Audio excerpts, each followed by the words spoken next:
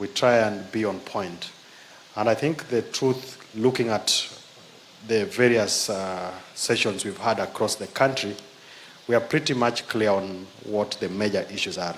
And what I believe we all want to hear is how do we progress this conversation for the benefit of Kenyans who are most affected. Karibu.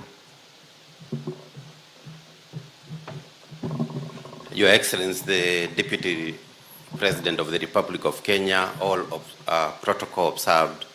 I'm Victor Mule, Deputy Director of Public Prosecutions in the Office of the Director of Public Prosecutions, and I represent the Director of Public Prosecutions. And to start off, the Office of the DPP, throughout the country, all officers are committed to support all initiatives by the national government to eradicate the menace of drugs and alcohol abuse and other substances. And just to prove and demonstrate this, Your Excellency, we had a meeting in Nairobi on Thursday. And on Friday, we had another meeting as a follow-up of that meeting with all the heads of the Office of the DPP in the 47 counties. And we stressed three things. And the first one was, if an offense has been committed, it is an offense. The quantity will not matter. A charge should ensue. Prosecution should ensue. So, IG, you urged us. You also talked about the nature of communication. You said an officer was replied badly. We addressed that on Friday as a follow-up of the Thursday meeting. The second thing, Your Excellency, and this gathering which we agreed was on ancillary orders. Your Excellency, ancillary orders, in addition to prosecution, an application can be made for auxiliary orders, and we stressed an auxiliary order for destruction of the substance. And because you require this substance as an exhibit during the trial, we stressed that our prosecutors use officers from the National Police Service. They are called scenes of crime. Let them take photographs, let them weigh, even in the presence of the suspect, and let them be destroyed. This will take care of loss or even theft or even change of the quantity or even change of the chemical compound of the substance, because they change, some of them change with time. So we stressed auxiliary orders. The other auxiliary order we stressed was confiscation of the vessel or the motor vehicle or the instrument used to transport or ferry. Confiscate. This will discourage the drug barons or the dealers from engaging in future. We also talked about confiscation of where it is stored. Imagine somebody's house being confiscated to the state. And the law allows all this. We are not talking of something which is not in the law. It is in the law is there, confiscate. And that we will discourage, will be a demotivating factor. And the third thing we talked about was cooperation, participation in COCs. We are going to participate fully, raise these issues of drug and substance abuse in court users committees, and we shall participate fully for purposes of synergy. So in short, the ODPP is going to play its role in its objective of prosecution as a deterrence. So we urge cooperation from our investigating agencies. Sometimes we appreciate, and we talked about it during the meeting, we appreciate you might not have something like the government report, chemist report, because like those who were arrested yesterday, you cannot have the report today. So we said, just come with the exhibit memo form to demonstrate that you have taken a step. And here in Mombasa, Your Excellency, we have been told it takes only 4 days. So if there is an exhibit memo form to prove that the exhibit has been taken to the government chemist, within 4 days, if the court requires the report, it will be ready, because we have a government chemist here at the coast. So we also ask for police officers to attend court, testify, swear affidavits for these auxiliary orders we are talking about. Because it is important. As a recommendation, we shall be recommending law reform for expert reports to be produced without necessarily calling the expert. Because these experts are required in different courts throughout the country. They are not very many. And if we have to insist on them coming to testify in court, it takes time and delays. So, Your Excellency, and this gathering, the Office of the DPP is committed, and we are going to support and, all initiatives, and any resolution from this meeting will be passed on to the prosecutors on the ground, and there will be nothing toward the IG, who on Friday I thought was very worried. Thank you very much.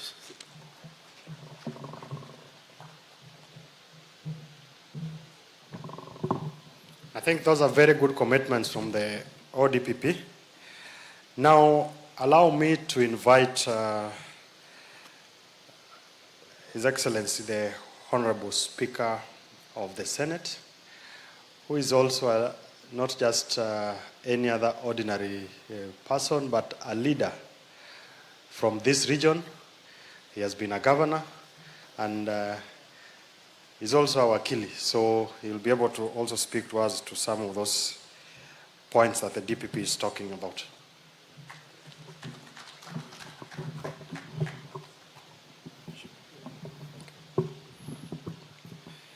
Your Excellency, the Deputy President of the Republic of Kenya, allow me also to go by the protocols that have already been established to save on time. Your Excellency, umezungumza na ukasema kwamba hapa lazima tuzungumze ukweli, ukweli mtupu. Na kwa sababu nataka nifuate nyayo zako, pia mimi ngoja nizungumze ukweli na ukweli mtupu kuhusu hili swala. Na kabla sijazungumza, naona walanguzi wachache hapa madawa kulevya. Tafadhali, kabla sijakutaja jina, manake nitataja. Una dakika 2, usimame utuache, manake hatuwezi kupanga ukiwa hapa, utatutatiza.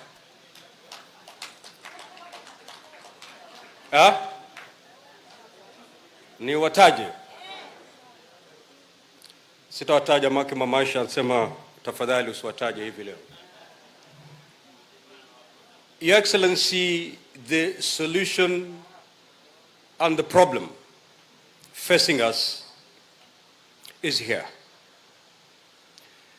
Because for us to help our young people save their lives from drug abuse is to make sure that these products are not in the market.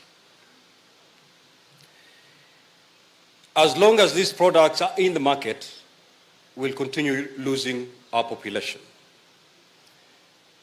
Now, Your Excellency, as a country, we pride ourselves on having the best intelligence system, one of the best, if not the best. I ask myself some questions sometimes. Why we cannot get to know the source of these drugs? For the young men in Lamu, Kilifi, Kwale, name it, to access these drugs, that means there's a source somewhere. There is a source somewhere that is known by the men and women who are seated here. And I was lost for words, Your Excellency, when the IG confessed here that some of the enforcement officers received calls not to apprehend these culprits. With that, Your Excellency, we are not going to win this war on drugs. Because clearly, the big boys are known, maybe the big girls too. But the reason why they cannot be apprehended is because of those phone calls. And as long as those phone calls will keep coming, our young people are going to die. Whether as leaders we'll scream, whether as leaders we will cry, as long as those phone calls will keep coming, we are going to lose this war. So going forward, Your Excellency, the kind of assurance that you've given and the kind of commitment that you've given to the enforcement officers, because, Your Excellency, there's nothing new that we've been told today. Hii shida tunajua. But the biggest weakness that has been there towards eradicating this menace is at the enforcement level. If we know these drug dealers, how comes they've not been apprehended? Today, if you go to the law courts, you'll see quite a number of young men and women who are being arraigned in court for being in possession of just one roll of bang. While the guy who has kilos, sacks and sacks of marijuana is seated pretty somewhere because he's untouched. We are targeting the wrong category. If we can be able to make sure that these products are no longer in the market, then we'll be saving our young people. And to do so, Your Excellency, we need to go to the source. And with our intelligence system, we know who these drug barons are. As leaders, and I'm speaking on behalf of the leadership of the region, we are behind these efforts, Your Excellency, have no doubt. And I can speak here without any fear or contradiction that none of us were elected pursuant to funds, using funds from drug dealers. None of us benefited or has benefited from that kind of dirty funds. And therefore, on this war, you have partners in the leadership of this region. We are not just speaking because we're in this conference, but we mean it. And whatever recommendations that will be adopted from this particular conference, Your Excellency, have us as your partners in this war. But again, as I end my remarks, haya yote nimezungumza ni 9, 10 na la muhimu. We need those big boys behind bars if you're to make any meaningful progress in this war. How many of our boys in their thousands will be arraigned in court? Wakitolewa, wengine wanaletwa. How many rehabilitation centers will our governors build to, take in the thousands of our young people who are hooked to drugs? But Your Excellency, if we are able to nab the supplier, there'll be no child being arraigned in court because he's been found with a sachet of heroin. And that is where we ought to start. That is where we need to put all our efforts. How I wish the IG disclose this powerful person who can call his office na anatetemeka. Who is this who can call the IG's office? And they're let scot-free. They're out there feeding our young people with all the poison they can feed them on. So again, IG, mkubwa amesema, I know hiyo simu haikutoka kwa Rigiji. That I'm very sure. I know that phone call never came from His Excellency, the President of this country. Who is this? Who can call your office, and because of that call, they cannot be arrested?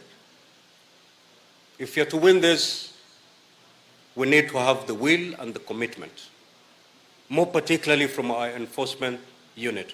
But otherwise, Your Excellency, count the leadership of the region as a partner in this war. Thank you.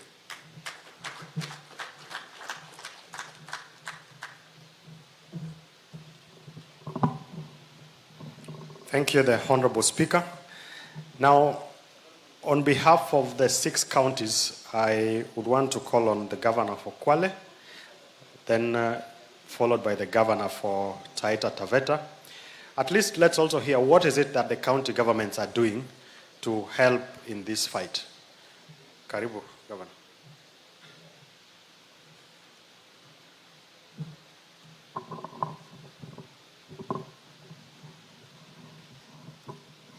Thank you very much, Your Excellency, the Deputy President of the Republic of Kenya, all protocol observed.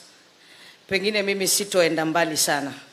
I want to appreciate this meeting, Your Excellency. Now, on behalf of governors and the people of Kwale, let me speak on behalf of people of Kwale. Your Excellency, pengine ni kutoe wasiwasi. Tumekuwa tupigi makelele, lakini kazi inafanyika Kwale. And that is why we have a rehabilitation center in Kwale. Now, currently in the rehabilitation center, wenye wanachukua methadone, we have around 1,000 clients kwa methadone. Na katika rehab, we have inpatient 25 na around 60 ambao ni outpatient. Lakini katika vita dhidi ya mihadarati and drug abuse, nafikiri IG amegusa pale ambapo panafaa patibiwe, ambayo ni enforcement officers. For as much as we have a rehabilitation center, for as much as tutapeana methadone, lakini wakati dawa zinaendeleza kusambazwa na enforcement officers are not taking action, bado tutakuwa tunafanya zero work. So, na viongozi, kama viongozi tumechaguliwa, na in fact devolution imekuja ili ilete unafuu kule ground. And my government, tumejaribu, tumetengeneza rehabilitation center. Na mbali na hiyo, wale vijana ambao wamekuwa wakichukua madawa, tumehakikisha zile polytechnics tunaendelea kuzijenga vizuri na kuziweka equipment so that after wakichukua dawa na wanaenda kuwa trained, wanakuwa equipped na skills. Wakipata skills, wanapata opportunity ya kufanya makazi. And I want to appreciate Madam Dorcas Gachagua came to my county. Na all these issues ambazo tuko nazo tulizungumza na yeye. Na pia ni washukuru wabunge from my county. Kila mtu amejaribu kwa uwezo wake. Hii holiday karibu kila constituency vijana wamekuwa engaged kupitia zile michezo za mpira na michezo zingine zote. Na vile vile pia ili our youths wasiengage katika masuala ya mihadarati, ni lazima tuhakikishe wako mashule. County government of Kwale imeweka 500 million ya kusomesha mtoto. That is why kila mwanafunzi arudi shule. Lakini sasa hivi mbali na vita za mihadarati, kuna hawa juvenile. Kuna hizi sasa cases ambazo zimetoka Mombasa, zimeingia Kwale. Unfortunately, hatujaona cases hizi zikiwa prosecuted. Mbali na kuwa sasa hivi zimekuwa tisho, sasa hizi hata kufanya maharusi in some areas inakuwa problem. So, IG, it's not about licensing. Hii kupeana licenses ni kazi ndogo. Lakini let's enforcement officers do their work. Where nimejenga rehabilitation center, some meters away, wameka deni hapo ya Mangwe. Enforcement officers wako hapo Kombani, but they can't do anything. Kama watawaacha wawe hivyo, wanachukua methadone, wanarudi wanaingia tena kukula bangi. In fact, we lost a client juzi, last week, because anachukua dawa na bado anarudi kwa mihadarati. Lakini enforcement officers wako wapi? So IG, in my county, major problem ni enforcement officers. Wakifanya kazi yao, na sisi kama viongozi tufanye kazi yetu, hii kazi itakuwa rahisi sana. And because they know the hotspots, I would think enforcement officers wakuwa katika zile hotspots. And Nakada, for as much as you've mentioned about the hotspots, sidhani kama you've captured the right hotspots. So Nakada pia, tusikule tu mshahara na kusema Nakada we are there. Come to the ground. See what is happening on the ground. Si ile tu kuja na kusema sijui Lukore, hata nimemwangalia Mheshimiwa Tandaza akawa surprised because some of the areas ambazo zimetajwa hapa, they're not the real areas ambazo ziko na issues. So even for Nakada, I want you to calm down. See what is happening, the real issues. Tusiandike kwa karatasi tukazungumza kwa conferences ili hali the major problems are there. So mimi tu Mheshimiwa Naibu wa Rais, nataka nikuhakikishie kama governor wa jimbo la Kwale tuko imara. Tunapigana vita, pengine sisi si watu wa kupiga kelele sana, plus my MPs and all the leaders, but we work very closely kupigana vita na miadarati. Sijasema police officers hawafanyi kazi yao, lakini wazidishe nguvu zaidi ili tuangamize janga hili. Thank you very much.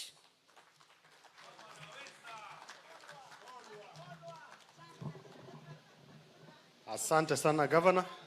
Governor Taita Taveta.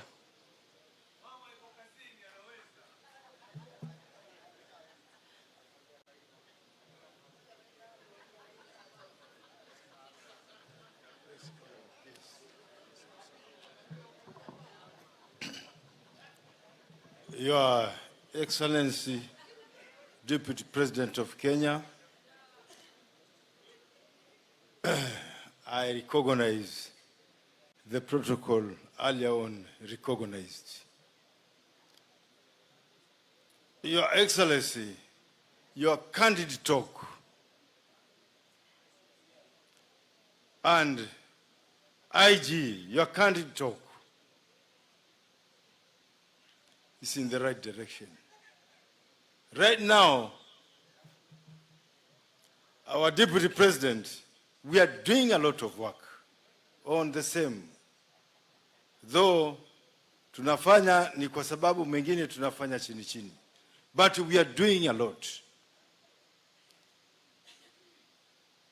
As I'm talking right now, in my sub-county hospital vessel, we are trying to do rehabilitation.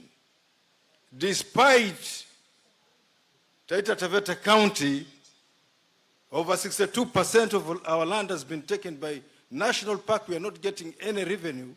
And at the same time, we are among the last 6 counties getting the lowest equitable share.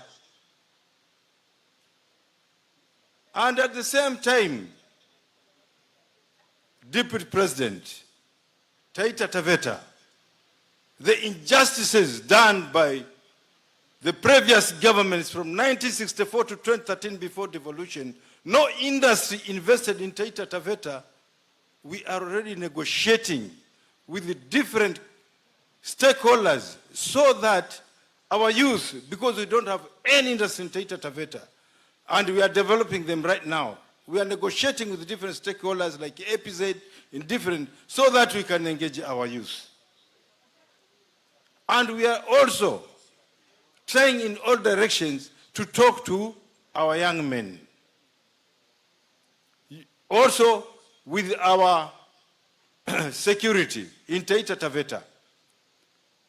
We regularly talk about this issue, about it, because actually drugs and alcohol, especially alcohol, mbangara, is a really menace to Taita Taveta. Our youth are in tatters. They're in bad condition. I wish this talk was done before. IG, what you have said over here, I'm sure it's an eye-opener. But there is always a beginning. Let's work as all stakeholders in this problem.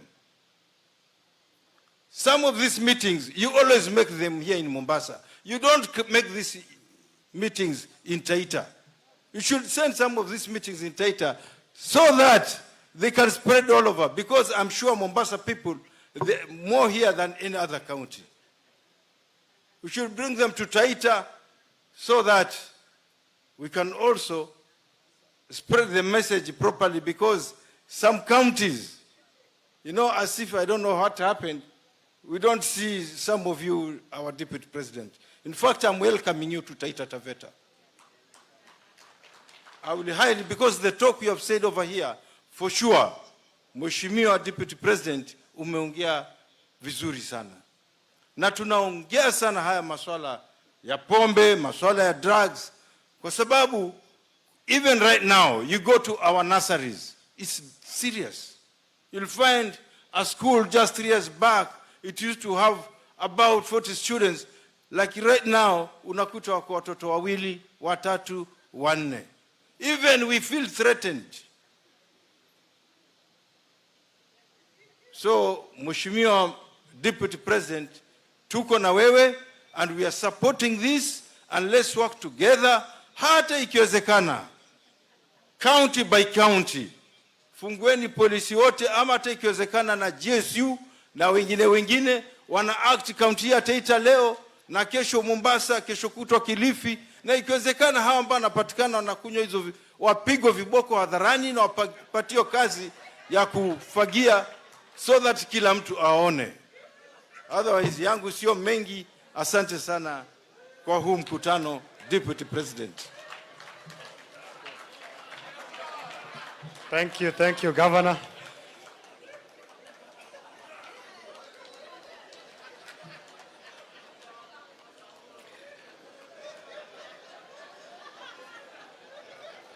Watu wachapwe viboko. Now, allow me to invite my Cabinet Secretary, the Honorable Professor Kindiki, to take over from there.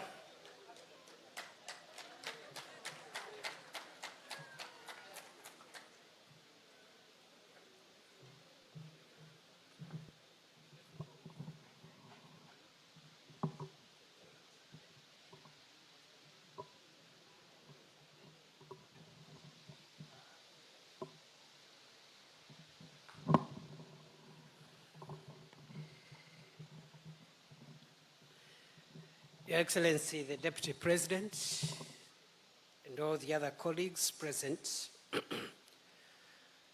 clergy, and all officers of government, I'll say a few things and then allow my colleagues also to weigh in so that we can move towards the plenary where our leaders who have not spoken and the other participants can also give us their input on this very important matter. Your Excellency, the problem of drugs, substance abuse is a national security matter. I do know there are some public health concerns, social concerns, economic concerns on the impacts of this problem to our country. But the entry point for this discussion should be our national security and the survival of the country in the years to come. And therefore, for us in the Interior Ministry, we consider those who are selling drugs, transporting drugs, those who are manufacturing illicit alcohol, as well as public officials who are enabling the purveyors of drugs and illicit alcohol to thrive.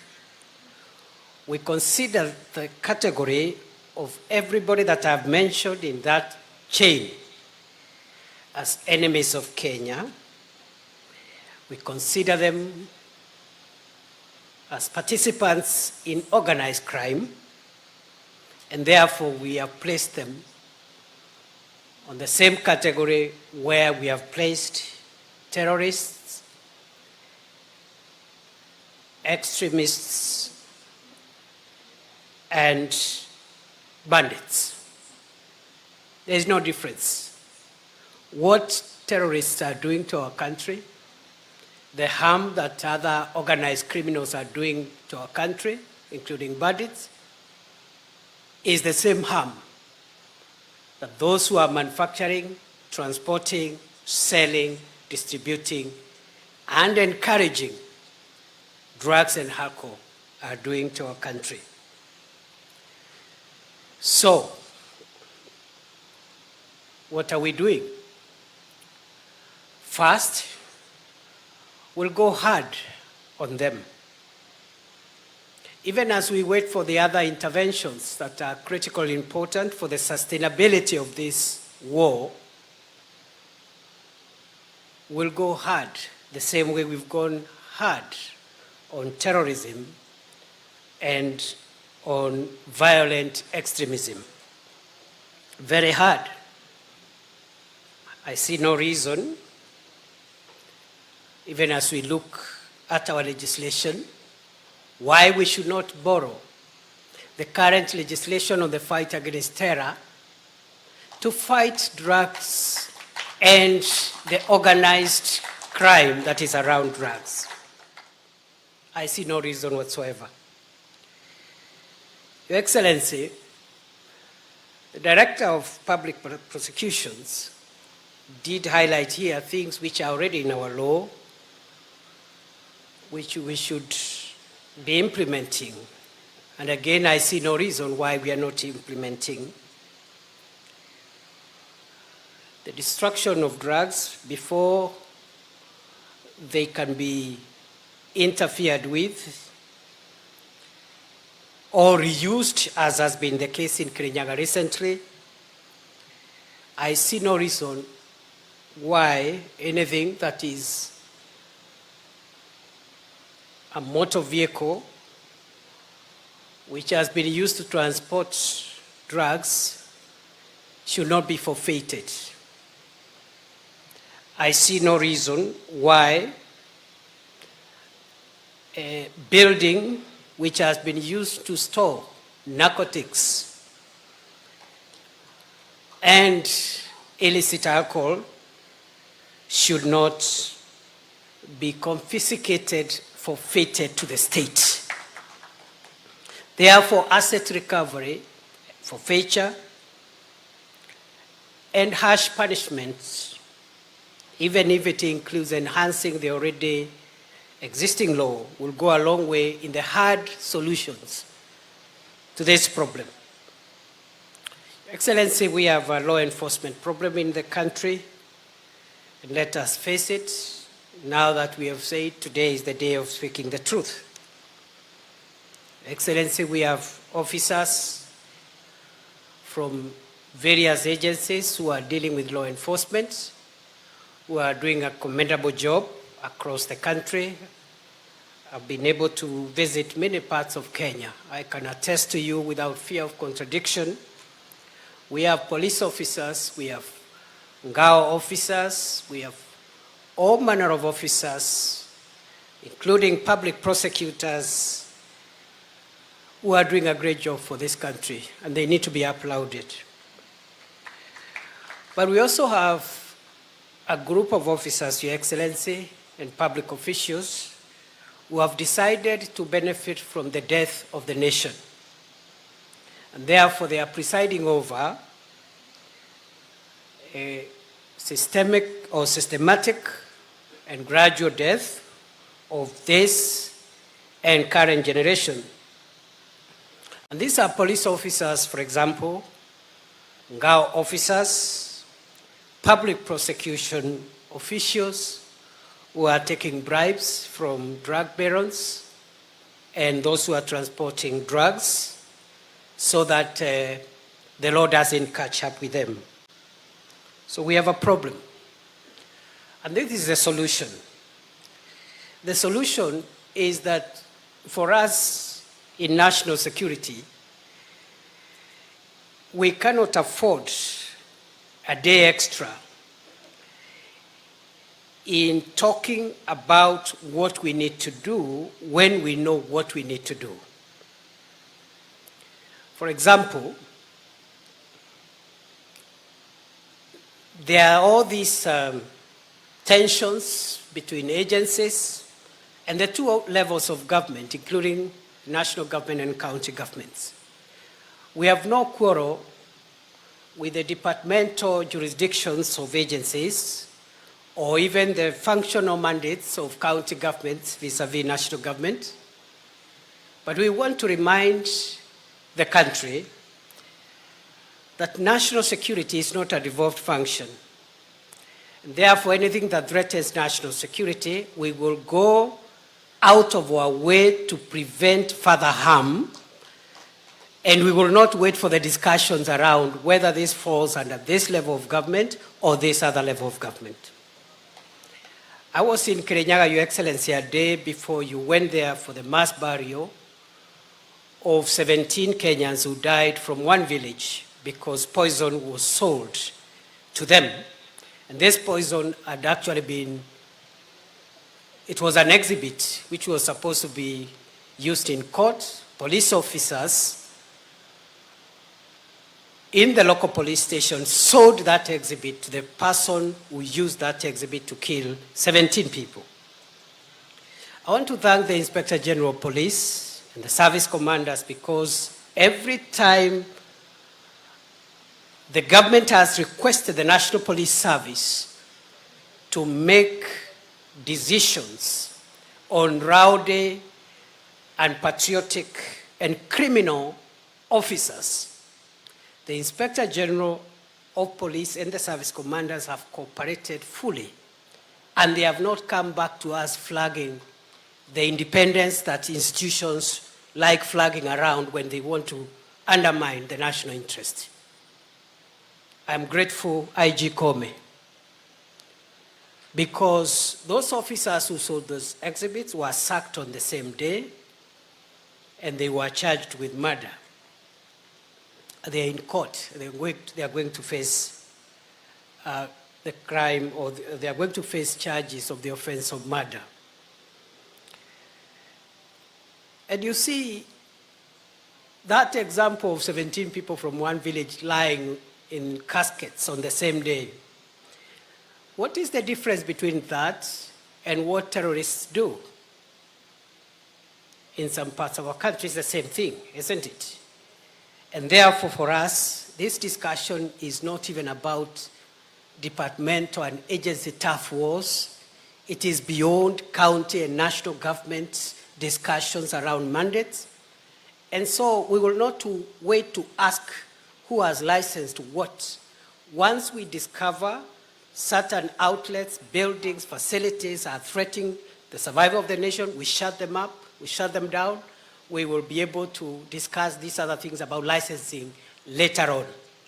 Because we cannot allow a murderer to continue murdering Kenyans because they are licensed by whatever agency or whatever level of government. We are going to change the country's transfer policy. Any official in the law enforcement and public service space who, through action or inaction, contributes to the death of Kenyans, through negligence, they allow dangerous criminals, organized criminals, including drug barons, to have their way to access the public. That officer will not be transferred, as you've said, Your Excellency, elsewhere, because every inch of our territory requires efficient services and the protection of its national security organs. So you mess up in your area of jurisdiction, we will see what to do with you. And I like what the Inspector General of Police said. You know, we are a country with so many procedures about very many things. How to sack somebody, how to do what to somebody. And there are officers who are misusing some of these procedures. And some agencies of government, including courts, are even supporting.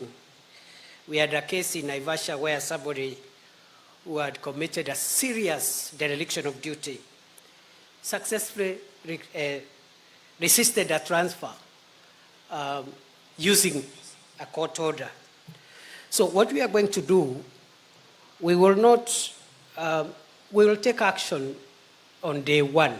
immediately we discover that what you are doing or what you are about to do is a threat to national security. We will remove you from service through whatever methods. We will remove you from office, and then you can take us to court later, and we are willing to do court and other things and deal with court orders once the country is safe. And I know the officers here looking at me and saying, we have seen very many ministers, we have seen very many administrations. That's how they talk. We are the ones who know this space. I want to assure you, brothers and sisters who are listening to me, and you are working under the Ministry of Interior within our national security formations. It may take us a little while to catch up with you. But when, because it is when, not if, we catch up with you, you'll be a living example of what dangerous criminals should be treated in a democratic and modern country. Why are we saying this? If you're a police commander, you take a bribe from someone who is transporting illegal ethanol or methanol or some other drug that is being used to mix with the heroin and make these hard drugs even more dangerous. If you are a police commander or you are a criminal investigations officer in the county, in the region, and this happens under your watch, or you receive money to look the other way, why should we keep you in that role even for an hour?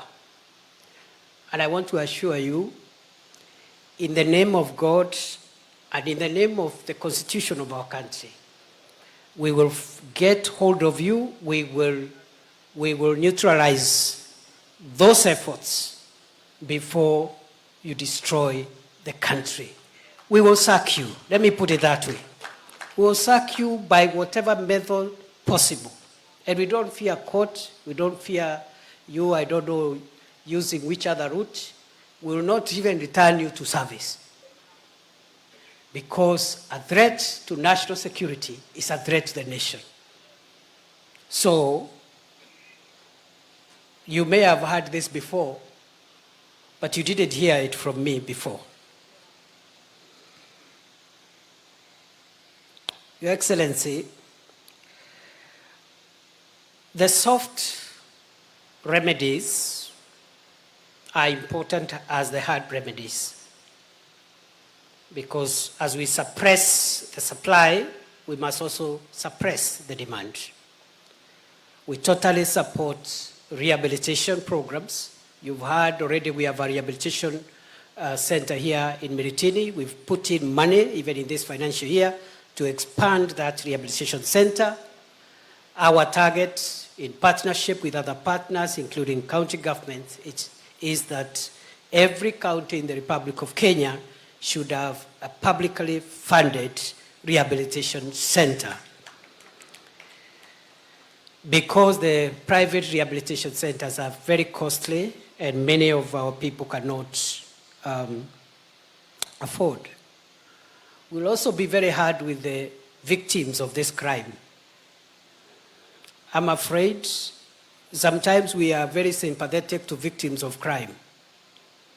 But on this one, just like other sophisticated international crime and organized crimes, we'll also be very harsh with the victims of crime, because we cannot have you, we cannot look kindly as you waste yourself and as you destroy yourself.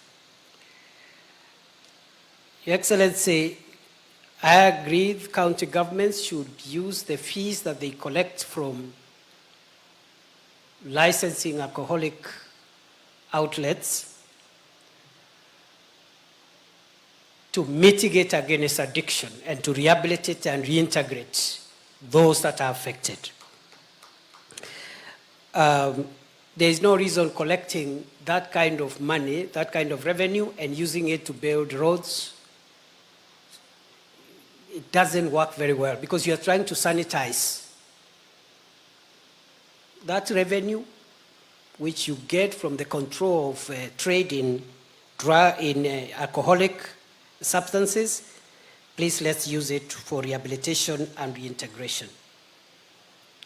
And therefore, going forward,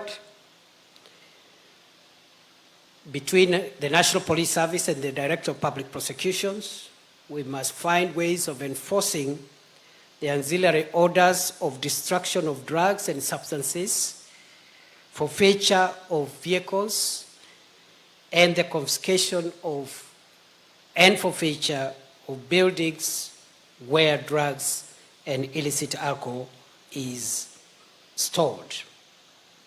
And so, Your Excellency, I don't want to belabor so much. This is a national crisis.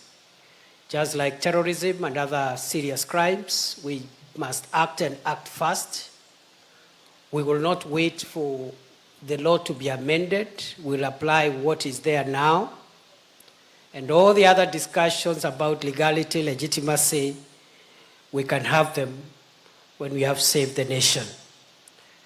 I now want to end there and request my colleagues to weigh in a sentence or two on the aspects that touch on their mandates. And then we can go to the last part, which is the plenary, and we close this meeting in good time. In no particular order, I want to ask my sister, the Cabinet Secretary for Health, to make a few remarks.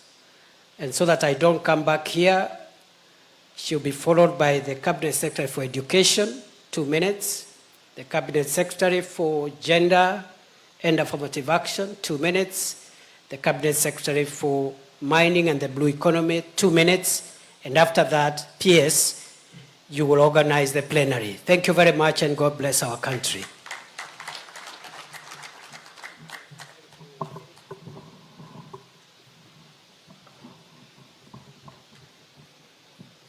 Your Excellency, the Deputy President of the Republic of Kenya, my colleague, Cabinet Secretaries present, Excellency Governors present, Principal Secretaries, elected leaders, and all government officials present, good afternoon. Your Excellency, I'm happy that we have taken this approach in addressing this problem. My ministry is the one that bears the brand of the issues that we are discussing here, Your Excellency. Some of us may look at it narrowly, just as a drug and an alcohol abuse problem affecting an individual. Yet this is a problem for the community, Your Excellency.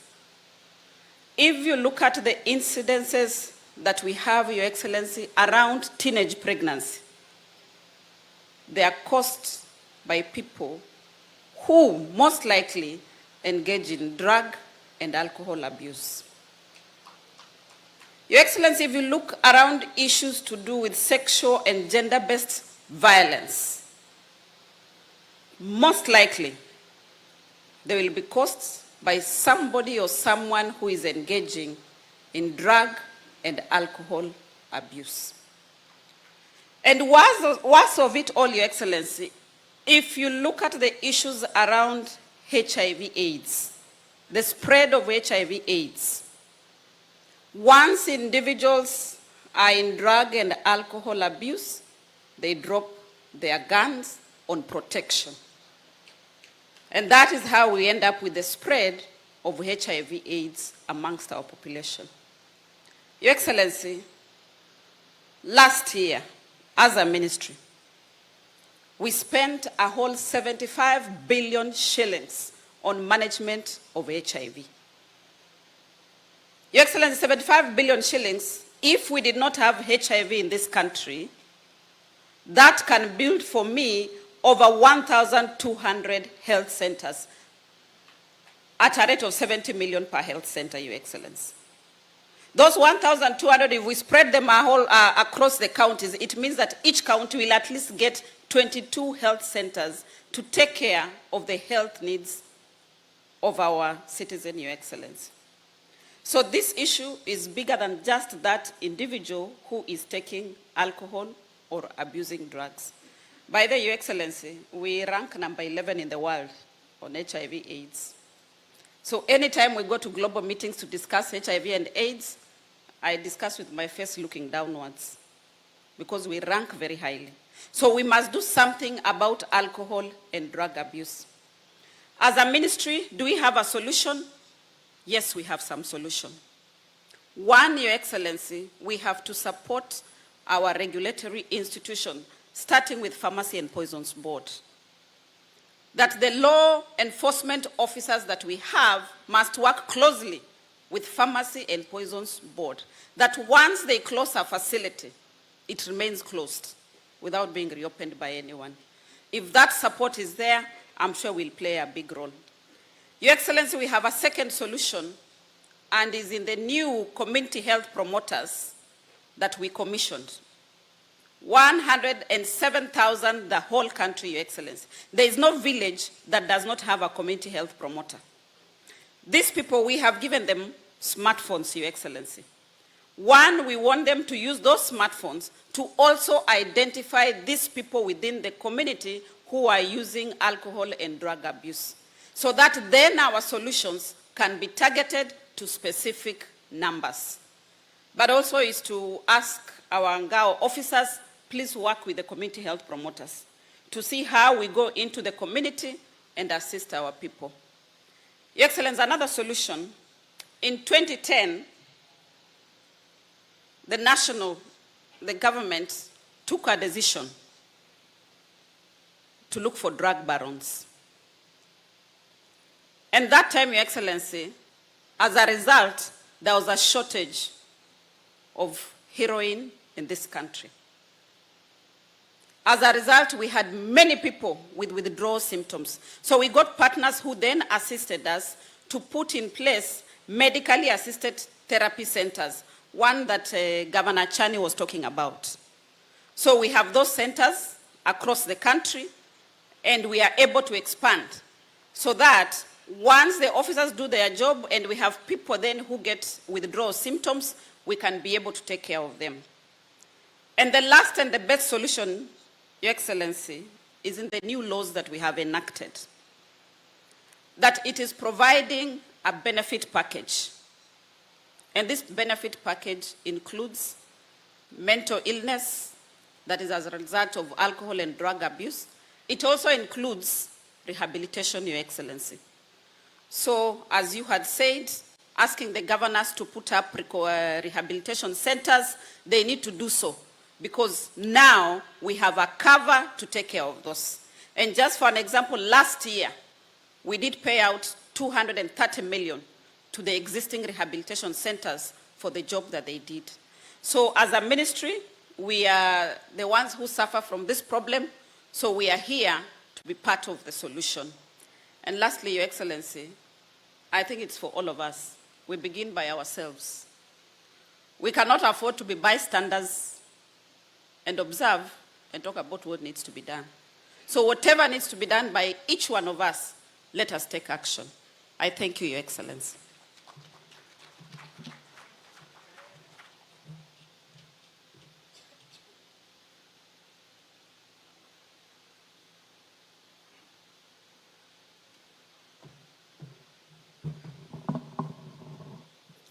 Yeah, thank you, Your Excellency, the Deputy President of the Republic of Kenya, my colleagues, the Cabinet Secretaries, Your Excellency, the Governors, and all of us, watu wa Bwana mjambo.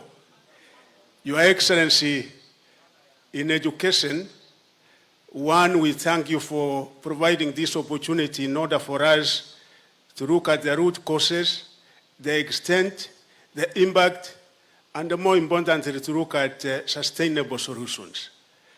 In education, Your Excellency, when we look at the source of these great menace in our schools, we identify the nearest bars, which these days you find so many near our schools, the kiosks around, the shops, and also we have traffickers who are also sometimes students and even people working within the school community, that is the school workers. Again, Your Excellency, when you look at the effect, the impact in our schools is so dire, so serious, because one, attendance and retention in our schools and even performance is affected by this. And indeed, in the coast here, I can be able to give an example of the sub-county of Ganse. Last year on, the year 2023, we had school unrest. And when we did investigate the major cause of that particular unrest in those particular 7 schools, it was associated with illicit brew and abuse of these substances. So, Your Excellency, the performance of our schools, right from primary, secondary, all the way to tertiary and the universities, is affected by this. And the age, because the young ones start being initiated in these manners when they are as young as 11 years up to 15 years. It is something which is so serious, Your Excellency. Your Excellency, I am going to offer some kind of solution. I would deviate a little bit because I have been in this space for quite some time. When we were making our Constitution 2010, there before, there was agitation that we do away with the provincial administration, that we do away with the chiefs and assistant chiefs and the entire system. Some of us, the 6 of us, if Brother Kindiki can be able to go into his library, he will find a write-up that we did saying that if we do away with the provincial administration, particularly at this lower level, it is going to have very serious repercussions for this country, particularly as far as governance and security issues are concerned at that lower level. And that is why, Your Excellency, of course, the Constitution came, and we thank God that we have provincial administration with us here. But there are aspects which were done by the 2010 Constitution which totally weakened that particular system at that particular level, because I remember the chiefs, the assistant chiefs, they had administration police. Today, Your Excellency, the chiefs, assistant chiefs, what they have is community policing, and the village elders. You cannot be able to counter, you cannot be able to take the kind of action required to be taken as far as these guys are concerned if we don't really give them some kind of punishment so that they can be able to take the necessary remedial action. So mine is to request that as far as we know what the provisions of the Constitution of this country is, we have an administrative arrangement where we must have chiefs, even district officers, because really the way the situation is, we interact with these guys. Each and every time a chief or an assistant chief going to announce that there is such and such a program in an area, so provide the required security personnel, sometimes it doesn't work. That is one of the solutions which I think is necessary for us. Your Excellency, the second one which I think would be a sustainable solution also, the Constitution again of 2010, the major function of any government is to provide security. That is the primary cardinal responsibility and the function of any government.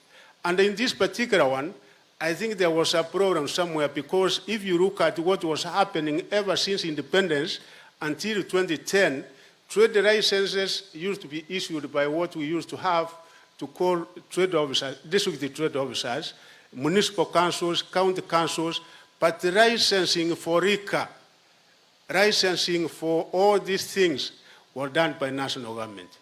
this very critical security function was removed from national government, which is a major security function, to county governments. I think, again, Your Excellency, there has to be some kind of administrative arrangement where counties either have to agree to share this particular function with the national government, because the person who used to be the chair and the person who used to be responsible in the issuance of those licenses was the district commissioner, of course the equivalent of a county commissioner now, and the OCPD. So we require to come up with some kind of arrangement, because that is a very weak link as of now.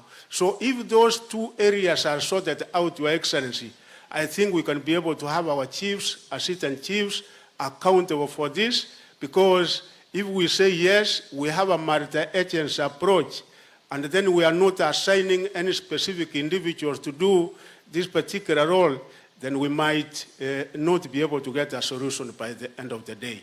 In education, we have taken many measures, including the guidelines and the policy that we came up with in NACADA in 2021, guidance and counseling, and we are also making sure that, of course, we try to operationalize certain guidelines which we have issued in order for our schools, our universities not to be infiltrated as much by this menace. Thank you, Your Excellency.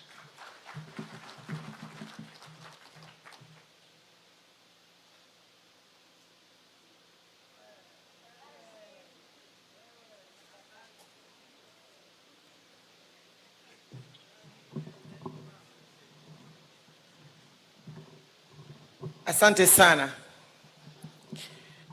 Naibu wa Rais wa Jamhuri yetu ya Kenya, Mheshimiwa Rigathi Gachagua, mawaziri wenzangu, wabunge, viongozi wote walioko hapa, mabibi na mabwana, hamjambo. Hamjambo tena.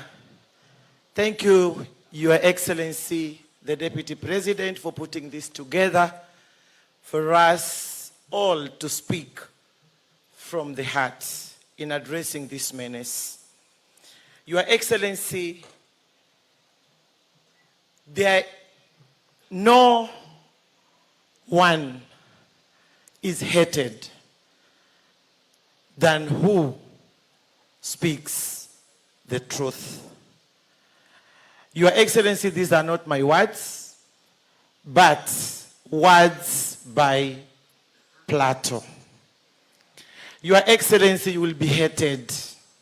With this business, you will be hated. With this business, you will be victimized. With this business, Your Excellency, you will be a punching bag. But I want to encourage you. We are solidly behind you. More particularly, the leadership of this region. Your Excellency, tumetafuta sana majibu. Majibu tumeyatafuta sana. Kwa nini hii biashara ya mihadarati haiishi? Hasa sana hapa pwani. Kwa nini? Hatujapata majibu, lakini vile umechukua usukani, wewe pamoja na rais wetu, na ndugu yangu hapa, ama my colleague, Waziri Kindiki, I am very sure that we will make a difference. Kwa sababu hili janga ni kubwa, na wakati linapofanyika, kama vile dadangu Susan alivyosema, linatuathiri sana sisi, hasa kina mama. Juzi ulipokuwa mazishini Kirinyaga, listi yetu, statistics zetu zilipanda juu kwa sababu ya wajane walioachwa kwa majibu ya mihadharati na pombe. Mheshimiwa Naibu wa Rais, nimeona maajabu sana pia mimi, kama vile Speaker wa Senate alivyosema, kwamba IG wetu ameghadhabika na pia nguvu zake kuwa finyu katika kupigana na swala hili la mihadarati, kwa sababu anasema kuna simu huwa zinapigwa na watu wakaeka silaha zao chini mpaka sheria ambayo inawatuma kufanya kazi yao wakaibwaga chini. Tuko karibu kupata suluhisho kwa sababu yule IG akifuatwa vizuri atasema ni nani anayepiga hizo simu. Hatuwezi kuliacha hapa. Aambiwe na huyo aliyemwambia ni nani anayepiga simu, kwa sababu fikra na dhana na kila mtu hivi sasa hakuna anayemfikiria aliyepiga simu, labda isipokuwa watu wanasema lazima atakuwa ni rais. Na sisi tunakataa, kwa sababu Mheshimiwa Deputy President, umetembea karibu kaunti zote hivi sasa na katika regions zote. Wewe ukiwa naibu wa rais, bila shaka rais ako juu na ako mbele kuhakikisha ya kwamba hili janga limepata suluhisho. Leo tukitoka hapa kutakuwa na dhana. Kwa hivyo IG yeye hakusema amepigiwa simu, na amesema hajawahi pigiwa simu. Anafanya kazi yake kwa mujibu wa sheria na katiba. Si waziri wake, si raisi, si deputy president hajawahi mwambia chochote IG.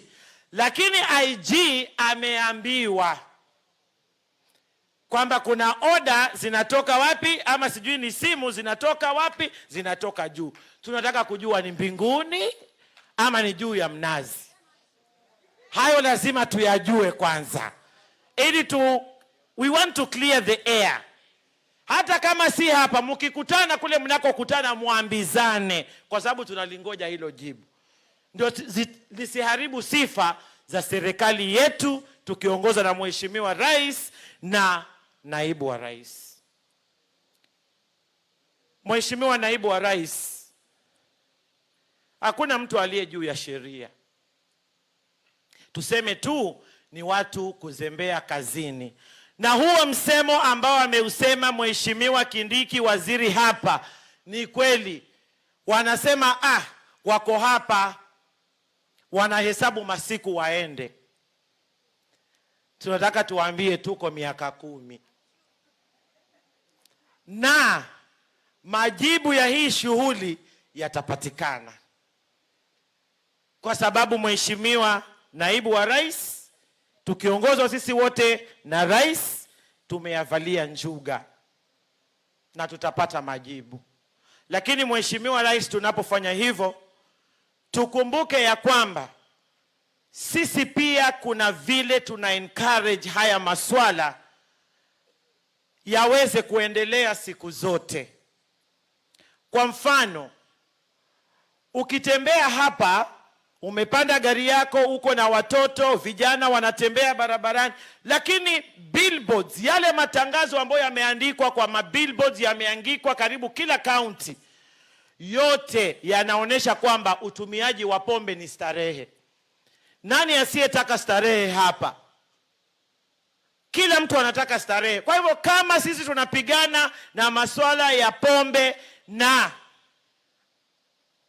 mihadarati, basi yale mabango kama ni lazima yaekwe katika hali ya kutisha. Yasiwe na maneno ambayo yanatia moyo vijana ama yoyote yule, kwa sababu stress zinatupeleka katika masuala hayo. Kwa hivyo hata yale mabango, zile advertisements tunafanya must be regulated and minimized, kwa sababu yanachangia wengine kuona kulewa ni starehe na yameekwa kila mahali. Sasa sijui Mheshimiwa Kindiki na pia na county government, hayo maneno tuyaangalie vizuri katika masuala ya matangazo. Lengine, naibu wa rais na Mheshimiwa waziri Kindiki, tumezungumza vizuri kuhusu hawa maofisa wetu hawa, na hatio kwamba hati tunawanyoshea vidole, lakini anayefanya kazi vizuri atuzwe, na yule ambaye hafanyi kazi vizuri kama vile mlivyosema, hatuta transfer shida mahali kwengine. Lakini mimi nataka kusema hivi, tunajua ni routine ya waofisas wetu kukuwa transferred. Lakini wale ambao wanafanya kazi nzuri, haina haja muwaondoe. Muwaache tu waendelee kuwafanyia wananchi vizuri. Majibu mazuri Kilifi kwa mfano. Sisemi kwamba yule aliyeletwa baada ya yule mwingine kuondoka, na sitaki kumtaja jina lake, alikuwa anafanya kazi nzuri sana. Lakini saa hizi tembea hapa panaitwa hapa Mtwapa hapa. Mwana mahali wanapaita maeneo. Hata saa hii ukifika cocaine inauzwa hadharani. Mtipesa, panaitwa Mtipesa. Na wale askari wetu wanapita. Nimesema ukisema ukweli utakuwa na maadui. Lakini mimi na naibu wangu wa rais nafikiri tushazoea. Tumepangwa katika hali hizo, tumetajwa, tumesemwa. Lakini maadamu hatubambuki ngozi, tutaendelea kusema.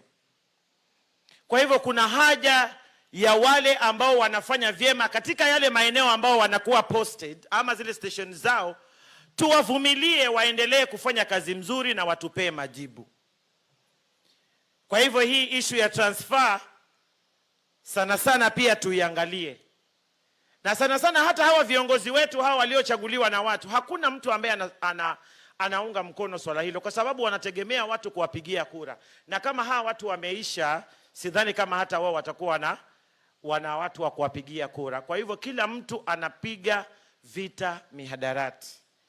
Masuala ya rehabilitation centers nafikiri ni jambo la muhimu sana, kwa sababu tuko na kama 2 ama 3 owned by the government. Na hizi nyingine zote kama tulivyosema, na nikasikiza speech ya naibu wa rais, ni kwamba 90,000 Kenya shillings ndio mtoto apelekwe pale mahali ili aende akakuwe rehabilitated. Ni jambo ambalo ni gumu na haliwezekani. Kwa hivyo Mheshimiwa Kindiki, mimi nakushukuru kwa sababu umeshatoa mwongozo ya kwamba serikali iko na mipango ya kuexpand zile ambazo ziko na kuzijenga zingine mpya tukishirikiana na county governments. Lakini sana sana Mheshimiwa Naibu wa Rais, madhara makubwa ya pombe haramu na mihadarati inashuka kwa kina mama na watoto. Wazee wamezembea kutoka kulisha mpaka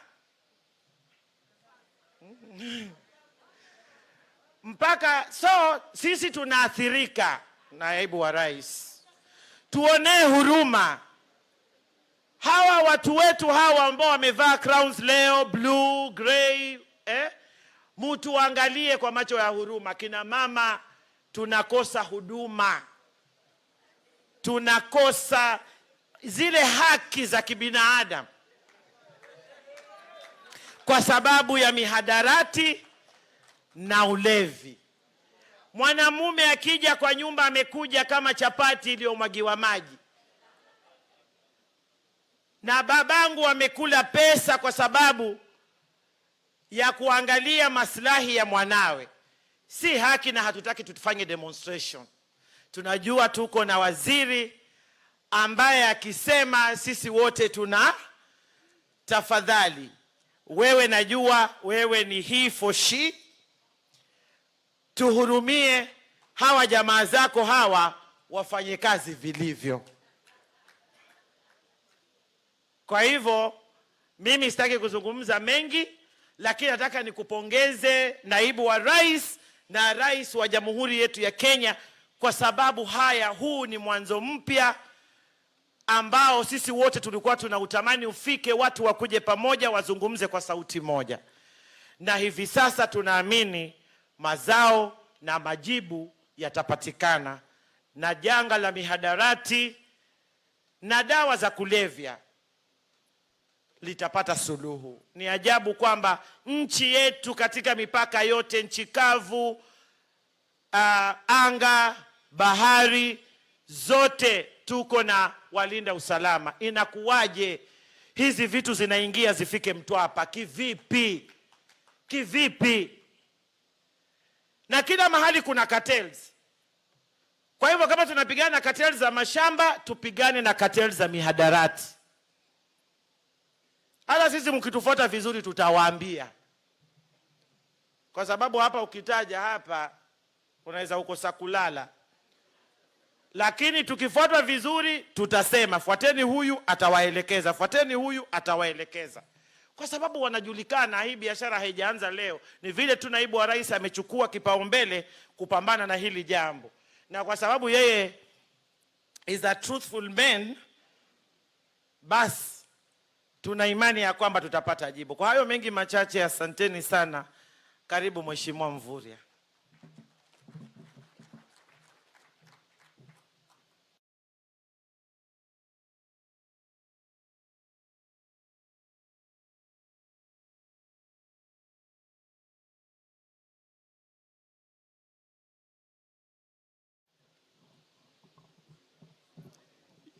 Your Excellency, the Deputy President, and all my colleagues here present, Excellencies, governors, leaders, good afternoon. Your Excellency, I will speak 2 points because of my multiple positionality. One as an elder in this region, and also as Minister for Mining. And the first thing I want to confirm, Your Excellency, is that we are committed to work with the government to make sure that we eradicate the menace of drug abuse in the coast region. We have seen young people who have gone into these drugs. They have been able to, we have lost a whole productive population in this region. Na ukiangalia maeneo mengi, vijana hawawezi tena kufanya kazi. Na mbeleni tulifikiria ni wale ambao hawana kazi ndio wanakuwa kwa uraibu. Lakini tumeona hata wengine wameshindwa na kazi za uaskari, wengine wameshindwa na kazi mbalimbali kwa sababu ya madawa ya kulevya. Your Excellency, you and the President have brought in a difference. This is the first time that the government is committed to fight this menace. I hear the IG and the entire force because most of the officers are thinking in transition. They are thinking about the other regime where we had headlines of visa bans, a few names published and no action. And I think the commitment from the top is very important. Kwa hivyo mimi najua baada ya mkutano huu tunatarajia mwamko mpya. Na mambo ya madawa ya kulevya, 90% ya biashara ya kimataifa inafanyika kwa bahari ya Hindi. Kwa hivyo hapa kwa bahari, wakati mizigo inaletwa, kama 90% inakuwa ni biashara ambayo inafanywa kimataifa, inamaanisha biashara ya madawa pia inafanyika baharini. Kwa hivyo wakati tunapeana vifaa kwa maafisa, ni lazima pia tuhakikishe wale ambao wako kwa bahari, we give them all the support. As the Minister of Blue Economy, from the 1st of April, we will do an inspection which will be very free of all vessels 24 meters and below. Because we want to register all vessels, give them a unique number. This is an exercise we begin from 1st of April. However, Your Excellency, wale maafisa wote, kama ni Kenya Navy, wengine wote, wapatiwe special attention. It is unfortunate the blue economy comes in as an AOB. But I think you and His Excellency the President are giving it priority. So on matters security, let us also inspire the Maritime Safety and Security Unit so that it can deal with the issues in the ocean and in the blue space. Another area that we need to be very keen are the mining sites. Artisanal mining activities across the country are also entry points for drugs and also illicit brew. Kwa hivyo tunataka kufanya kazi hapo na kila moja ili tuhakikishe tumeangamiza mambo ya madawa ya kulevya. Lakini uzuri, Your Excellency, vile mnaongoza from the front, nina hakika hata wale maafisa ambao walikuwa wanafikiria mambo ya zamani sasa wataona mwamko mpya. Mengi yamefanyika hapa Coast Region, pengine Your Excellency pengine hujasikia, lakini mengi yamefanyika. Lakini kwa rejimu hii yenu, nina hakika madawa ya kulevya itaangamizwa kabisa. Na hivyo ndivyo tunataka. Kwa sababu hata seafarers wale ambao tuna recruit, kuna baadhi yao wameshindwa na kazi baharini kwa sababu ya withdrawal syndrome ambao wamepata kwa madawa. So it is affecting our population, and let us remain committed to make sure that we eradicate this once and for all. Kwa hivyo, Your Excellency, hata watu wengine with you to make sure that we eradicate this menace once and for all. Thank you very much, Your Excellency, and all leaders here today. Asanteni sana.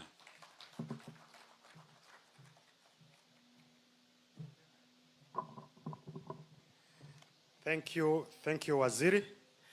Now we are going into the last session, which is a plenary session. And as we get into that session, allow me to acknowledge the presence of my PS colleagues. There is PS in charge of devolution, PS Mbaika. I saw the PS in charge of transport, Mohamed Agar. And I'm told there's PS health. Feel welcome. Now, because I want us to do this in the next half an hour, nataka niombe msamaha, because it means that for all of us to speak in the next 30 minutes, it will be practically impossible.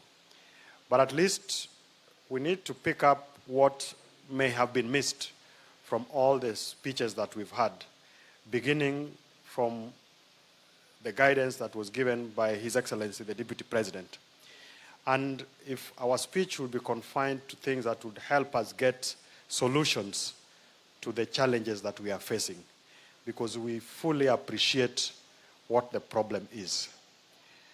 Now, I would want to invite the Honorable MP for Nyali to come and help me with this session. And we have microphones around which will be moving. So we try and be brief to the point, and if an issue has already been raised, please let's not re-raise it unless it's for purposes of emphasis. So, Mheshimiwa Ali, your work is cut out. I don't want to take the flak from your colleague leaders. Karibu. Thank you very much. Your Excellency, the Deputy President of the Republic of Kenya, Rigathi Gachagua, all protocols observed, ladies and gentlemen, hamujambo. I'll be very brief before I allow my colleagues to contribute and to say something on the drugs issue. Your Excellency, I've been in the forefront fighting drugs in my other career when I was a journalist, and have been highlighting a lot of issues. I'm very happy because this is the first time that we are having such an event in Mombasa County. And I believe we are going to achieve and get the results out of this meeting. Your Excellency, Mombasa City is a unique city. It is a city with 3 main roads. One from here to Lamu, the other one from here to Lungalunga, and the other one from here to Nairobi. Apart from the entry point, the port entry of Moi International Airport, the port itself, and have some other small ports where these drugs are being sneaked on. But Your Excellency, I keep on wondering, a city with 3 main roads is becoming difficult to handle because there is no willingness at the port of entry If you look at Lunga Lunga, those who are manning that point, they don't have the facilities. The sniffer dogs, you cannot detect drugs without a machine. At the port itself, I remember I did a story on the 6.4 billion cocaine that was seized in Malindi. They used to go with a speedboat inside the ocean and pick it there from the ships and then come and distribute all over. Your Excellency, this is doable. And I'm happy because my good friend Waziri is here. The beauty with the two, the PS and Waziri Internal Security, they are quiet men. They don't talk, but they walk, they talk. And we have seen what they have done all over the country. And Your Excellency, it is easy to win this war if we connect the dots of intelligence by listening and acting. Amongst ourselves are good officers. In every market, Waswahili wanasema, kila soko haikosi mwenda wazimu. We might have small officers, a few numbers, who are not willing to play along and make sure that we protect this country. Look at Singapore and Malaysia. I am a member of parliament, but there's a day I went there for benchmarking. And I started shaking 10 minutes to the landing because of the document that they give it to you and tell you that if you are arrested with even one roll of marijuana, it's life imprisonment. In other countries, you will be hanged. I will quote Malcolm X. This is for you, Professor. Malcolm X said, sometimes we have to pick up the gun to put the gun down. In this case, we have to pick up the gun to put the drugs down. And we are not going to complain. Whether they will be killed, whether they will be hanged, we want this generation, the coming generation, to enjoy their lives. Today, Your Excellency, you will be visiting Nyali constituency. Of course, you are in Nyali constituency, but you will be going to another ward called Freer Ward.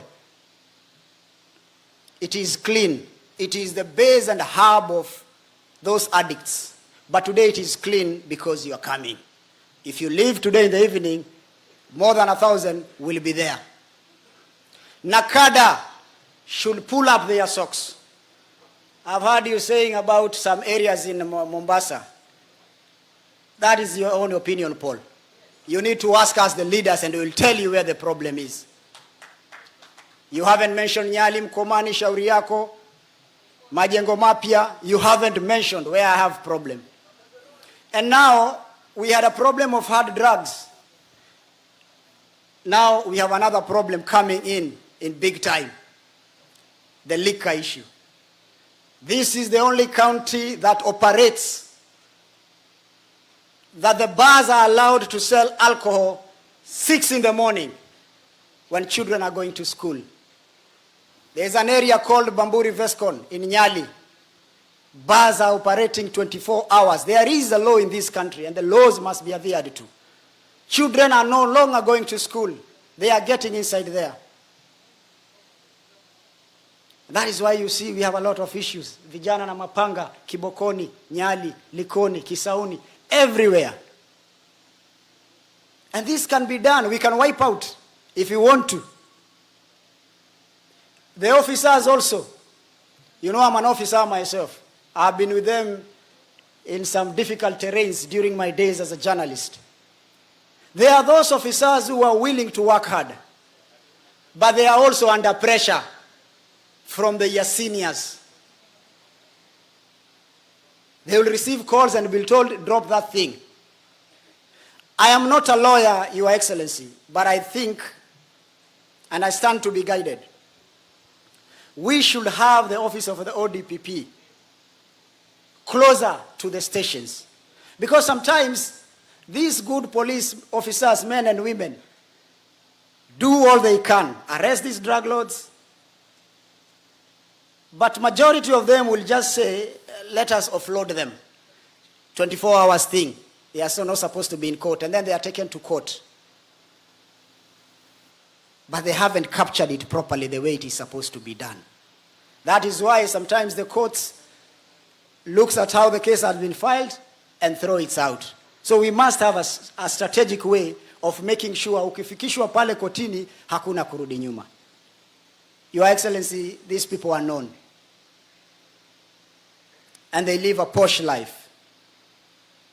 When I saw Nakada doing some raids ya shisha hapa Nyali, I was very happy.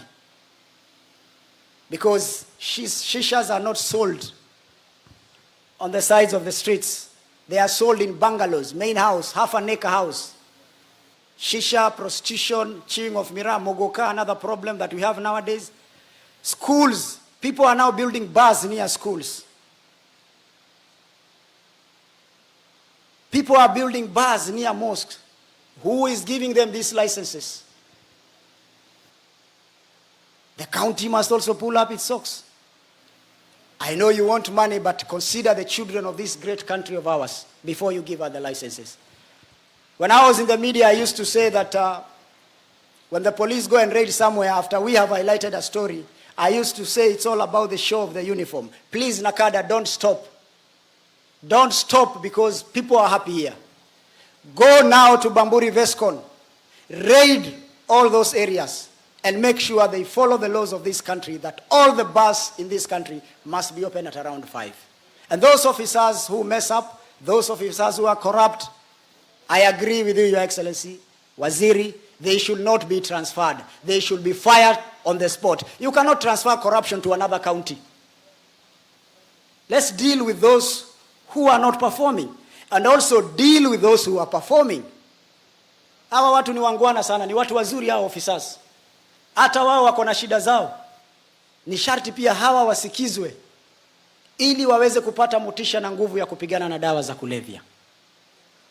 With this meeting, Your Excellency, I believe by the time we are done, we want to see boots on the ground so that we can be able to save this generation. Hii kitu, Your Excellency, imezidi sana.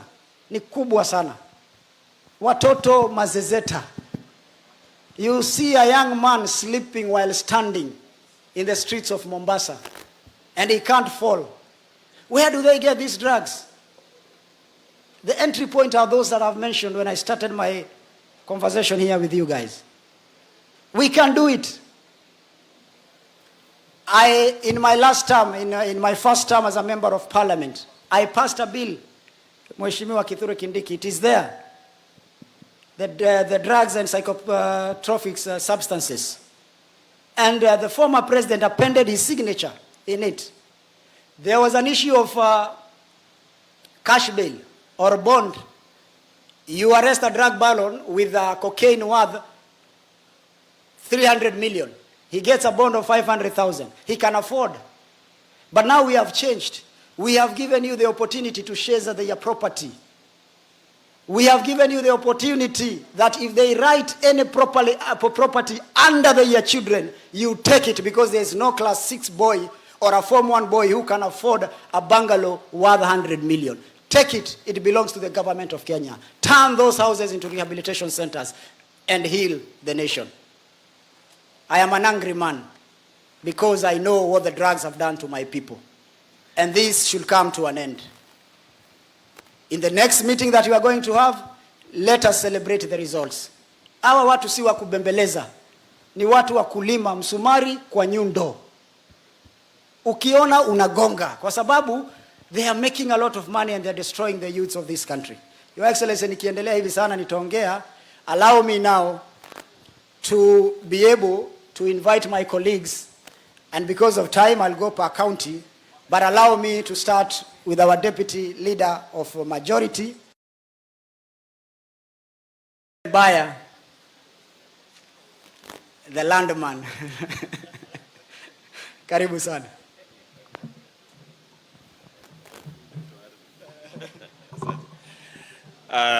Our Deputy President, and I would like to recognize the protocols established. And Mbunge wa Nyali, I like your zeal. I think when Mombasa has a leader like, Mombasa County has a leader like Mohammed Ali, drugs will not reach Kilifi. So I wish you well. I wish you well in your journey. But I want to say this, Deputy President. You see, this drug issue, there are two principal things. One, you have a supplier and someone who demands the goods. In between the supplier and the person demanding, there's a police officer. whether the supplier supplies to the one demanding or the demander gets from the supplier, it depends on what the police officer will do. And that is where this whole matter lies squarely. Because the people in Kilifi today, you take you to a place called Kosovo, Your Excellency, in Kilifi, near a place called Kasarani, you'll be shocked. There are young people right now sleeping in the sun. Wamekunywa madawa, wamelewa, wamelala hapa wanangojea the next supply. Pale Kilifi, wale suppliers wanaitwa madaktari. Daktari amefika, adungwe ile kitu na daktari, ama apewe anuse, akule kidogo, akuwe sawa. And the officers know. And they know that the madaktaris, the suppliers in Kilifi are called daktari. Doctor amefika. But, you know, nobody wants to do anything. That is one of the things that I would like to say. Our officers need to up their game. They need to know that they have a responsibility to the young people whose lives are being destroyed, to cut the supply. We can never manage drugs unless we cut the supply. The people that can cut the supply are our officers. They know how they come in, and they know who peddles, they know the doctors, they know everything. And they have intelligence. And our intelligence officers know these things. But Professor Kindika will tell you that I know, because I'm a member of parliament and I live in the village, and I know. And I can tell askaris, this is the guy who is spoiling our children. But they will look at me and mimi na waharibia biashara. Mimi na waharibia biashara. Today, if you come to Takaungu, I'm surprised why the Nakada people did not mention Takaungu. Today, if you went to Takaungu today, you will see the zombies that are there. And Takaungu has a channel, and that channel connects Mombasa. And the boats which bring the drugs come to Takaungu, they offload, waeke kwa pikipiki, and you will know, hii pikipiki ile pikipiki ile, ndio zinatumiwa kusafirisha madawa. And they know them. But they will never, actually the police on the road stop the other pikipikis, lakini hiyo pikipiki hiyo, paka itapigiwa salute, itapita, itaenda. It will supply drugs. Nakada people don't even mention, they don't have statistics for Takaungu. Then I ask themselves, what really is the future of this country? If you go up north, you go to a place called, in my constituency, Mayungu. Mayungu is very close to Malindi. Who doesn't know that Mayungu is an entry point for drugs? In Mayungu, you know, I even built a police station there, a building that I said this be a police station to stop the drugs menace there. Today, I don't even have one police officer in Takaungu area. The chief who is there does not even have an askari, and yet it is a far-flung area, and it has a small port, and drugs come in through that place. Mnarani, Nakada mentioned Mnarani. Mnarani is in the heart of Kilifi, and everybody knows the old ferry place, you know where the ferry used to be. Who doesn't know that drugs come in through Mnarani? Everybody knows that drugs come in through Mnarani. But I want to tell you this. It comes down again, or it goes up, it escalates up to what the officers in Nairobi. Aisha talked about an officer who was here in Kilifi. He was called Koech. He was a fighter. He fought the drugs baron here in Kilifi. And he would give us reports about what he is doing. But what happened, I'll tell you, that shock you. One of the drug dealers is called Katashingo. You know, a person called Katashingo is a dangerous man. And he came to his office, he said, you are spoiling my business and I will have you transferred. And sincerely, the transfer for that guy came. I went to every office. I went to every, including Kiture Kindiki's office. And I said, do not transfer that guy. He's the only hope we have to fight the drugs. But what happened, nobody listened to me. He was transferred. The kids are dying even more and more because that guy was transferred. So when we talk about the war on drugs, unless we are deliberate in the actions that we take, we will never win the war on drugs. But there is hope that you have started. Listen to us as leaders, the political leaders. We know, we live in the village, we listen, people tell us. And we can help in the war. The politicians can help in the war on drugs. But I'll tell you, unless we put this thing together, we will never achieve what we want. Thank you very much. God bless you. Asante. Now, very quickly, let's have Kwale Tandaza, tukue na Lamu next, and then Taita Taveta, and then Mombasa, tukue na Fulangwengwe. Tunakuja pole pole. Let's start with those. Tandaza 2 minutes. Hapo tu. Kaa tu hapo. Minutes, alafu patia Rueda 2 minutes, and then Haika, and then Badi. Thank you for having this opportunity. Mine will be very brief. One, when we were doing our discussion after the exams, it came out very clearly that drugs are in school. Let me take this opportunity to thank my DCC for Matuga, who upon informing her, she took it upon herself. These people were arrested. They appeared before court, but our worry, as my other colleagues have said, is the court process again. How much I wish Your Excellency the Deputy President, in our next engagements, you also get somebody from the judiciary so that he can get it straight from us that they are also frustrating the efforts against drug abuse. Thank you. Thank you very much, Captain Rueda. Asante. 2 minutes so that we can give an opportunity to others. Asante. Your Excellency the Deputy President, mimi ningependa kueleza masikitiko yangu kwa nakada. Nakada kama wanafanya kazi basi wanafanya Mombasa. Lamu East hata katika statistics zao hakuna pahali wametaja kuna drugs. Kwa sababu statistics yote yamezungumzia bangi na hizo zingine hard drugs zote wamezungumza Lamu West. Hakuna pahali hata moja kwa ile alozungumza sahihi wangeleta printout uone hakuna pahali alitaja Lamu East. It means Lamu East hakuna drugs. Na drugs zimebobea, watoto wangu wanaisha. Kwa hivyo masikitiko ni kwamba Lamu East wanahesabu iko mbali. Naona sijui ni RC alianza kuzungumza OCS wa mbali zaidi ni wakizingitini. Nini sasa jiwe likirusha likifika kule huwa limekosa nguvu. Mimi sahihi naomba Deputy President, kama kweli mnataka kudeal na drugs tuanze Lamu East mkija hivi. Kwa sababu Lamu East ni padogo na inaweza ikawa kama pilot project mkasema tumemaliza Lamu East sasa tuende kaunti zingine. Ya pili nataka kusema tafadhali msituletee police officers ambao ni punishment mkawaleta kule kwetu. Wakileta wanakuwa hawana haja, they have nothing to lose.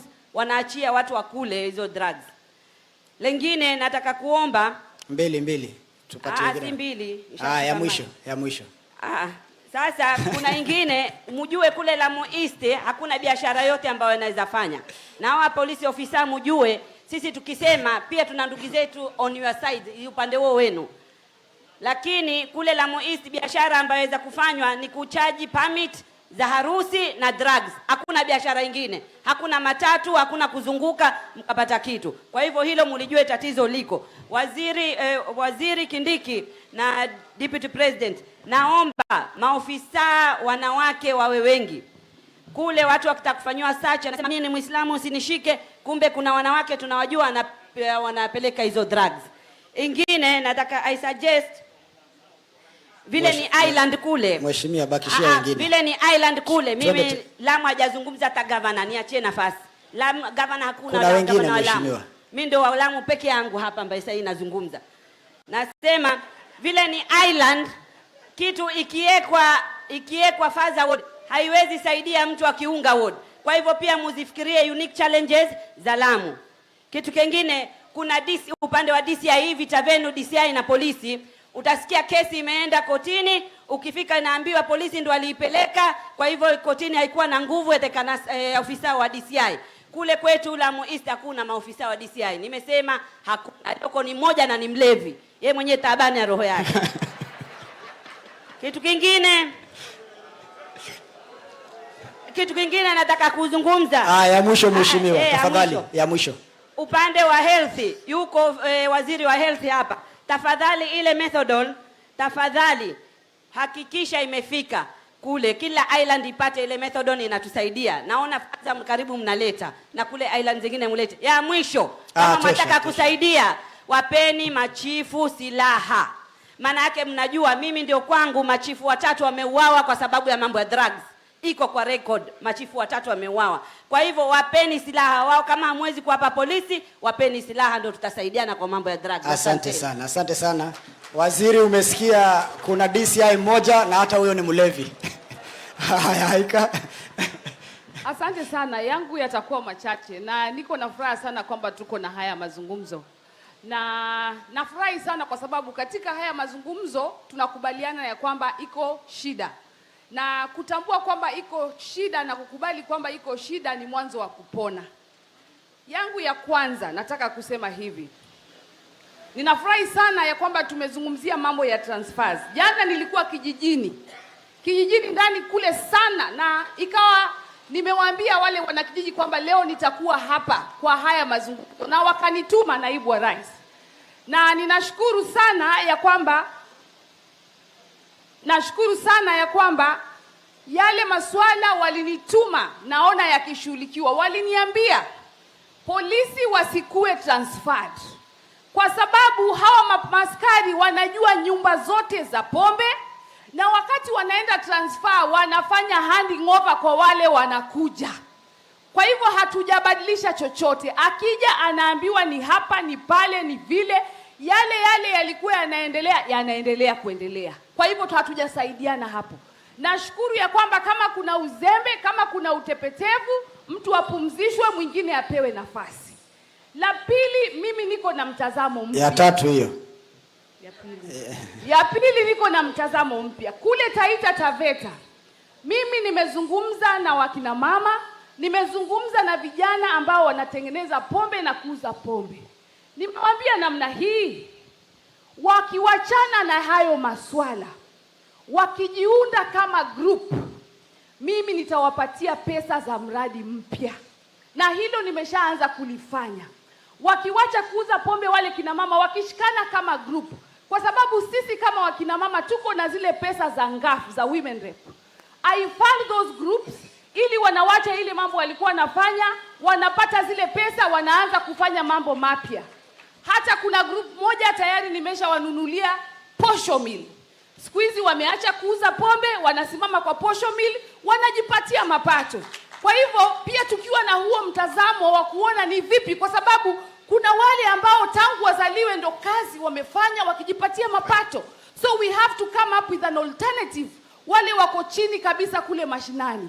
Na tukiwaonyesha kwamba tunaweka mkono, watawacha zile tabia, watawacha ile maneno, na tuwasaidie tuweze kuwatoa pale. It is a form of rehabilitation kwa wale wauzaji na si wale watumiaji. Asante sana. Ya mwisho kabisa nikipatiana kipaza sauti. Haya, mpe fulani. Nataka kusema hivi. Pia Taita Taveta, mimi kama mama county kwa miaka 5 nilizochaguliwa, nimekuwa nikiweka pesa kidogo ili kujenga Rescue Camp Rehabilitation Center. What I need is the support from the national government, even the county government. Tukifanya kazi pamoja tutamaliza lile jengo rehabilitation ili tuweze kusaidia nani ya public, ni ya serikali, ili tuweze kusaidia wale ambao wana hizo shida. Asante sana. Thank you very much, Mheshimiwa Haika from Taita. Haya, naitwa asante Mohamed Ali. Naitwa Mheshimiwa Badi. For the interest of time, nataka kumtambua Deputy President na viongozi wote walioko hapa. Hili ni jambo zuri sana, lakini lazima tuangalie kwa angle tatu. Supply reduction, demand reduction na harm reduction. Haya yamezungumzwa na wenzetu. Supply ni kumaanisha Kenya hatuna shamba la kukuza heroin. Lakini tukiangalia inaletwa na watu ambao vyombo vyetu wa usalama lazima ifanye bidii sana kuangalia waweza vipi kuzuia hiyo. Pia jambo ya pili, nimemsikia dadangu Raila akizungumza juu ya methadone. Methadone kwangu Miritini watoto ni 304 Your Excellency ambao wamekuwa enrolled katika hiyo mambo methadone. Vile 750 ndio ambao wameweza kufikiwa kitumia mambo ya heroin. Lakini la zaidi ambalo mimi nataka kusema, nataka kuchukua fursa hii Your Excellency kumshukuru mke wako Mama Dorcas. Watoto 22 aliwalipia fully katika rehabilitation center. Tumpigie makofi Mama Dorcas kwa hiyo. Vile Mheshimiwa Makamu wa Rais, nataka kuambia kuna mahali kuitwa Shikadabu na Marimani ambapo Mheshimiwa Governor ambaye kwa leo ametuma deputy governor wake na tumtolea apology kwa sababu ameitwa kwa Senate. Hizi ni center 2 ambazo yeye ameziweka, zinataka ziwe fully equipped ili kuona kuwa zitakuwa rehabilitation center to complement ile ya Miritini. Alafu Your Excellency ile ya Miritini Watoto ambao wanalala hapo ni 44, 32 wanaume na 12 ni wanawake. Lakini as I'm talking to you hivi sasa, Mheshimiwa Makamu wa Rais, sehemu hili atakana ipanuliwe. Mheshimiwa Kindiki amesema tumeweka budget. Lakini mimi nikiwa mbunge wa hapo, nataka kusema jambo hili maadamu umelivalia njuga. Kitambo budget ifike, watoto wetu wanaumia. Wewe kama Makamu wa Rais, katika kiti ya ofisi yako, tuangalie namna gani tutaweza kuongeza ili kuenua katika ile rehabilitation center ya pale Miritini. Pia nataka kuripotia leo, amekuja hapa mtu anaitwa Karisa ambaye yuko pale. Ameeleza zile sports ambazo ameeleza, pia mimi sikubaliani nazo, akisema kuwa kuna sehemu kama Aldina na sehemu nyingine ambazo wamezitaja ni sehemu ambazo haziingia akilini, kwa kweli zinafanywa mambo hayo ya madawa. Pia vile vile nataka kuripotia kwa mwezi 1.5 hakuna maji katika hiyo rehabilitation center ya Miritini, na amekuja hapa kusema. Kwa hivyo hivi sasa Coast Water ndio ambao wamelipwa pesa last week na Mombasa Water, lakini deliberately, sijui ni kwa sababu gani, hawaiki maji katika hiyo sehemu ambayo iko hapo. Asante sana. Pia Your Excellency, nataka kuelezea Karisa hakusema kuelekea kwa hiyo the only rehabilitation center Miritini katika kuifanya kazi wa raisi. Mimi pia nilifanya juhudi, niliweka kabro kufikia hapo, barabara nimeifanya imekuwa nadhifu. Kwa hivyo walivyosema Madam Mheshimiwa Gavana Fatuma Achani, walivyosema na Mheshimiwa Kingi, Mheshimiwa Makamu wa Rais, si kwa kuwa mambo haya hujayasikia, twayafanya chini, twasaidie watu wetu. Ni kwa sababu tu moja ambayo labda hajaweza kufikia kwenye masikio yako. Na vile ulivyosema kwa wewe ni msema kweli, hata mimi Fulangenge leo nataka niseme kweli kidogo, kukwambia kuwa mlango wako uweke wazi ili na sisi tuweze kufikia, uweze kuyasikia yale tunayofanya katika sehemu zetu. Kwa hivyo kwa haya ambayo mimi nataka kusema, Muhammad, ya mwisho kabisa, ya mwisho kabisa, tarehe 26 June, Mheshimiwa Gavana wetu Abdulswamad Sharif Nassir alifanya walk ya awareness ambayo iliunganisha viongozi wote hapa Mombasa ili kusema no to drugs. Kwa hivyo jambo hili ambalo tulipajia njuga leo tumeanza kulifanyia kazi, na hivi sasa yeye hayuko, amesema baada ya mkutano wako ndani ya wiki 2 atatuita tena kama viongozi ndani ya Mombasa to see the way forward. Asante, Mwenyezi Mungu atubariki. Asante sana. Sasa nitachukua wengine 4 wa mwisho. Mheshimiwa Mwashako, utakuwa wa mwisho kama mwenyekiti wa Coast Parliamentary Group. Wewe ndio utatufungia chapter, si namna hiyo? So nitachukua hapa Senator, nitachukua Dado, nataka kubalance na county. Charlotte atusamee, Mombasa imeongea. Haya kule, because kuna madamu wetu hapa, Senator, Mheshimiwa Senator, alafu ufunge kazi wewe Msambweni. Tutamalizia hapo. Lamu lishapatiana. So dakika 2. Asante Your Excellency. Sisi kule Tana River, taabu kubwa ni muguka. Na hii muguka inakuja kutoka sehemu ya Meru. Muguka pamoja na Miraa, they go through several counties mpaka zifike hapo kwetu. Na hii shida ingine ya a little bit of hard drugs upande wa coastal constituency zinatoka supply chain ni Mombasa. So we have a supply chain from Meru and a supply chain from Mombasa. My suggestion is that ikiwa wale polisi wangekuwa wakifanya random search and also to use sniffer dogs, because sniffer dogs ndio wanaweza kupata drugs ambazo zinaletwa. So that's one. Number 2, Your Excellency, tuko na decision. This is my final point. A decision was made in the High Court, and I know Professor Kindiki will relate to this, that Muratina is a traditional brew, and therefore it is not something that should be treated like an illicit drug or an illicit drink. Now here in the coast, Tana River tuko na Mkoma. Hapa tuko na Mnazi. Kuna huko juu kwetu kwa Wajomba tuko na Mbangara. So the question, I think this goes to the DPP. You need to have a discussion. How should we treat traditional brews? Are they going to be part of us? And if they are part of us, how is KEBS relating to that? Because it is also messing up with our people. Kule kwetu Tana River tunajua ule Mkoma, kuna Mkoma mzuri na ule Mkoma mbaya. So we need to have a decision about that so that we have a proper direction on the issue of traditional brews. Thank you very much. And if you are not agreeing with it, asante. Ngoja nimalize mheshimiwa. Asante. Huyu ODPP, they need to make an appeal on that judgment so that we have clarity on the direction. Thank you very much. Asante sana. Senator Miraj. Alafu Dado, Ambassador, and then tumemaliza na Msambweni, alafu chairman mwenyewe kijana mtanashati. Assalamu alaikum wa rahmatullahi ta'ala wa barakatuh.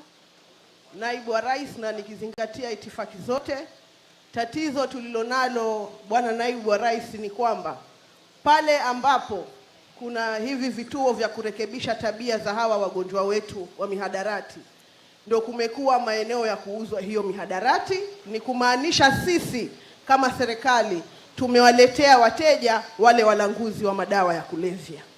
Hata hapo tunapokwenda ambako Muhammad Ali amekualika mheshimiwa wetu wa Nyali, kando ya skuli, mihadarati inauziwa hapo kila siku mchana peupe.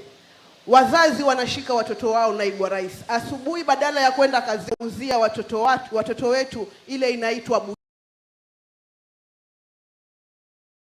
wanakula.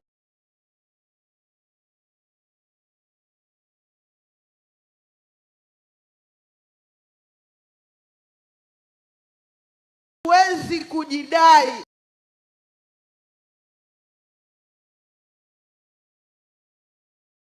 unaporudi na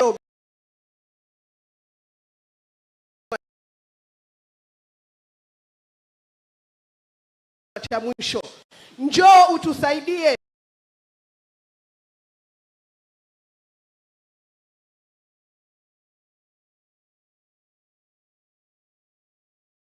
na sisi tuko tayari, tutatembea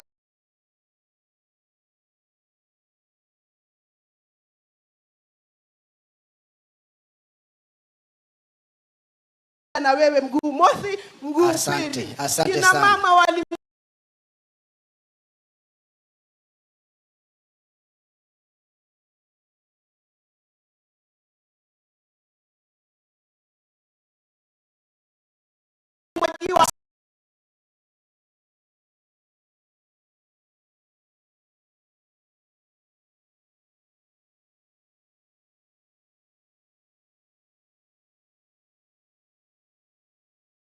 wako wapi? Hata hawakuhusishwa katika hiki kikao.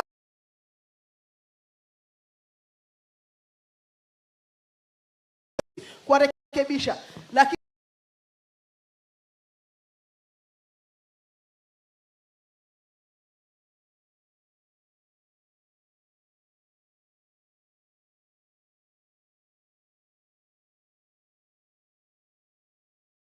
sikitiko makubwa sana kwa sababu constituency yangu haina port entry,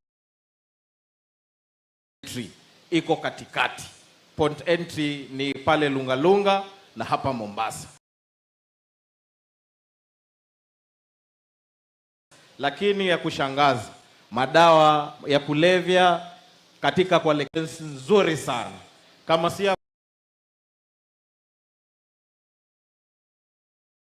ni nini? It's either mambo ni mawili. Wao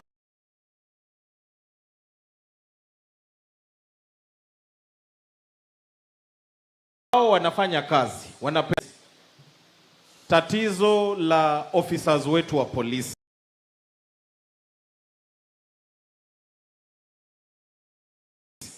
Watu wakisema officers,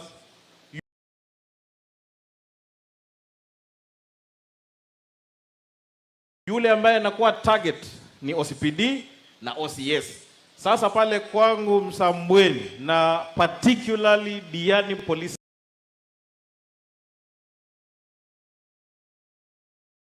wamekaa zaidi ya miaka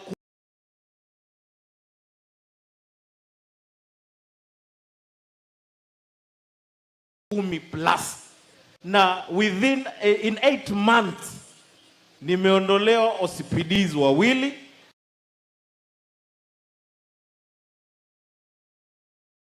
na wameondolewa OCS watatu. Sasa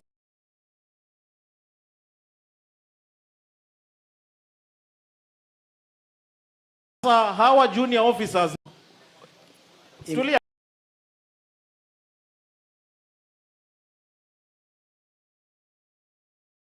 shukran. Hao ndio wanatipu wale wauzaji wa hayo madawa, yes. Hao ndio wanatipu wale wenye chang'aa, dens na mambo kama hayo. Kwa hiyo unless hawa junior officers pia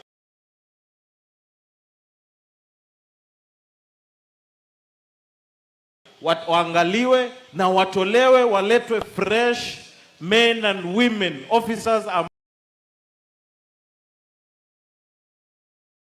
ambao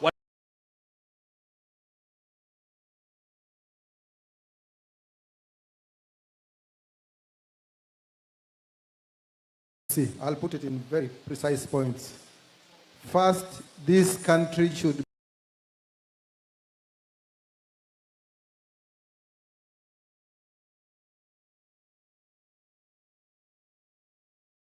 bring back death penalty like Singapore and other countries.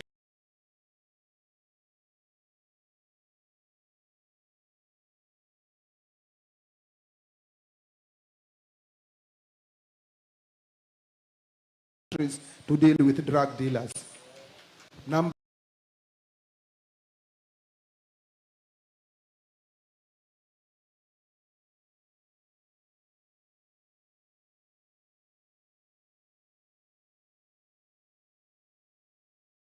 they would have known these dangers, peer pressure.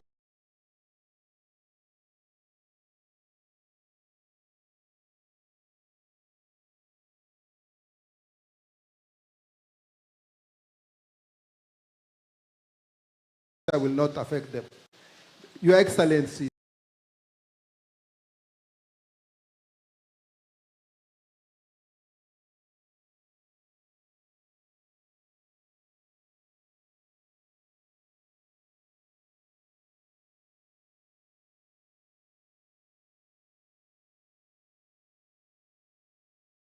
this country is respected so much.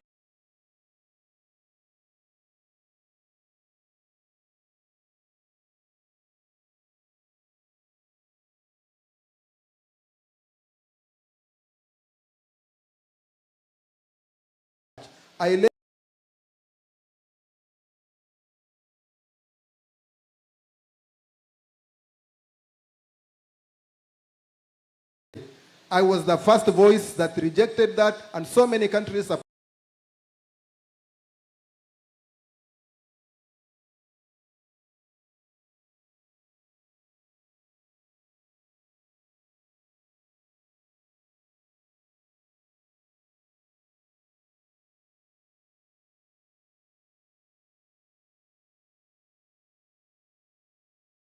Supported us, and we overcame that motion. Why can't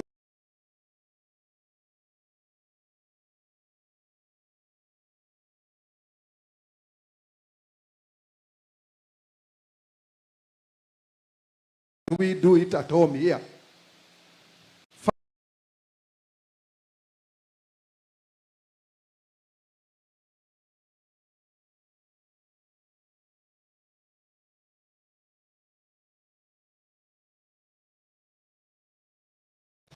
Who has not performed should not be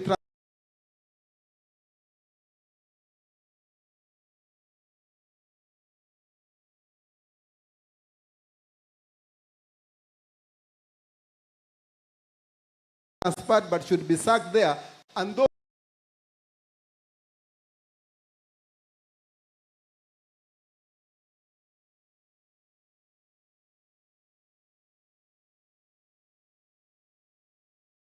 Those who do well should also be promoted on the spot.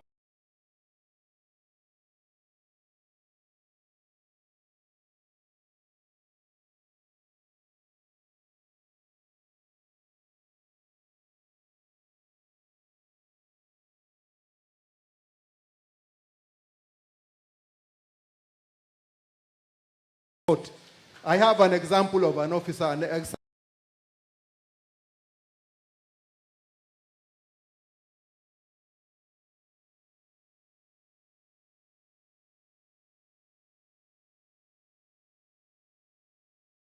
a lot of wonders. Thank you very much. And lastly, let us have now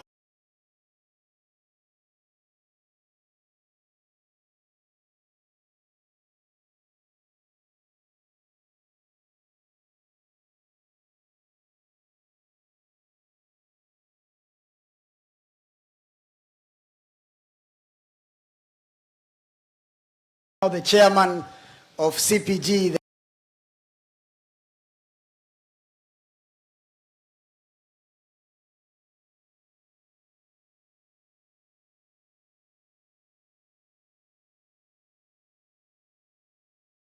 Mwashako mwenyewe kutoka Taita. Thank you, Moha.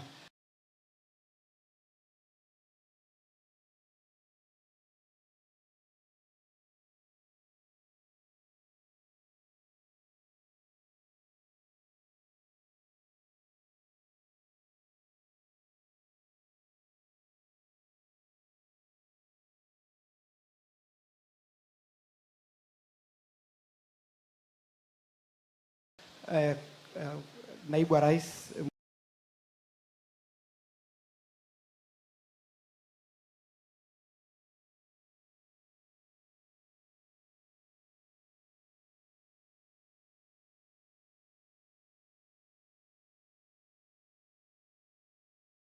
Mwashako, mbunge wa Undanyi, mwenzangu Haika leo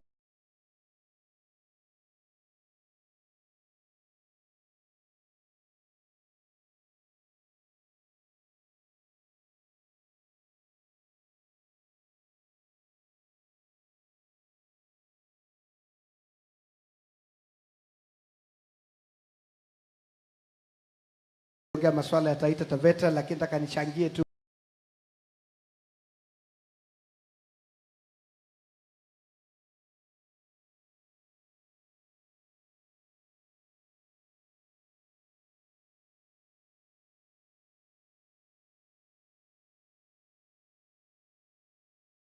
kwa ujumla kama mwenyekiti wa vuguvugu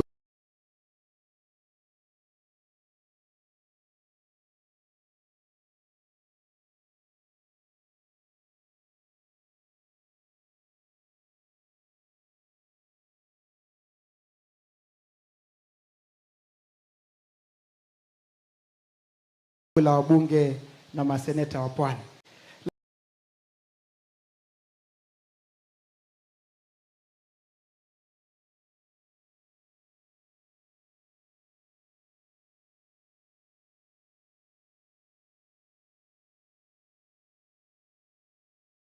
Want to support you.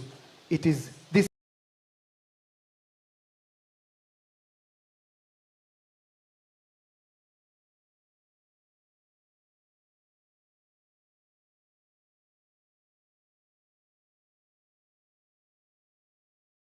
business you've started. This is one thing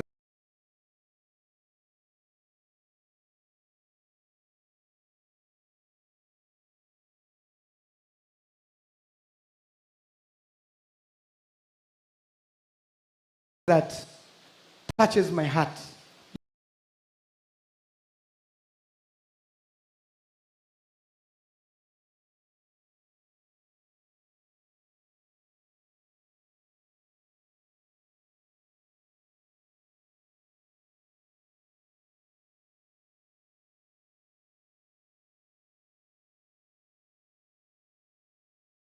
Yesterday, I buried a relative.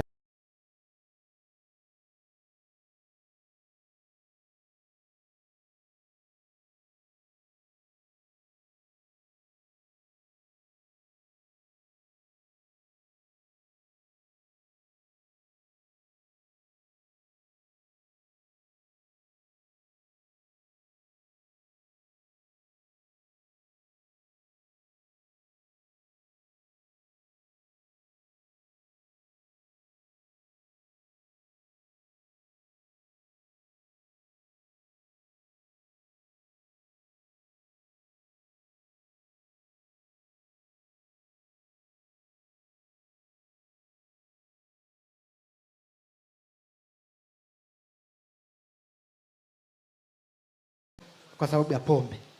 We are losing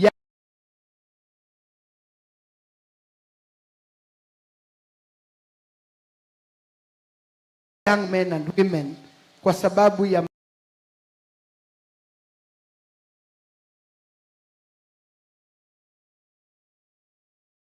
mambo makubwa sana yanayosababishwa na pombe. So hii safari tuko na wewe.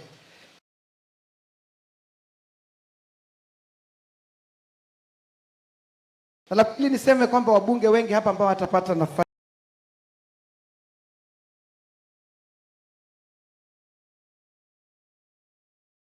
this region at your office, they may not have gotten an opportunity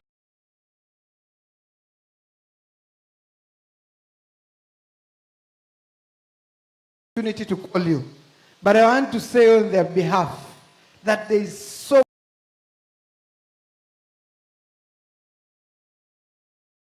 much each and every member of parliament is doing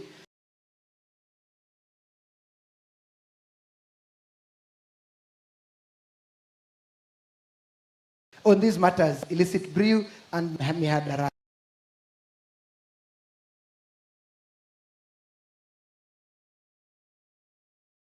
Kitu imefanya hapa na kada, it must have been a desktop appraisal.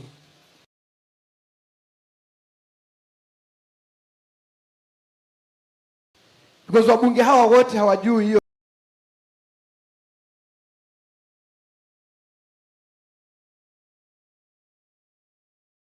report.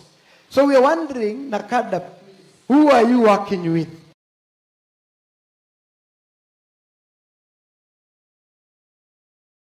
If it's not members of parliament. Because even the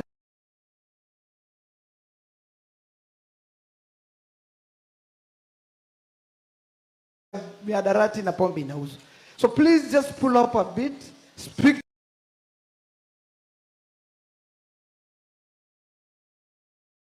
to members of parliament because we know where the problem is.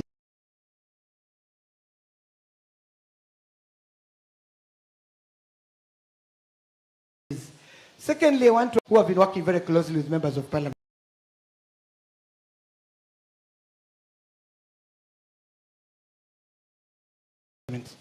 Whereby we bring issues to you, and some of them we've acted.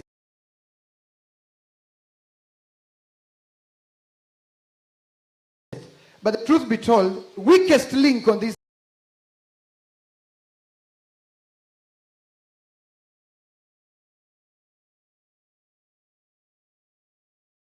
issues are our enforcement agencies.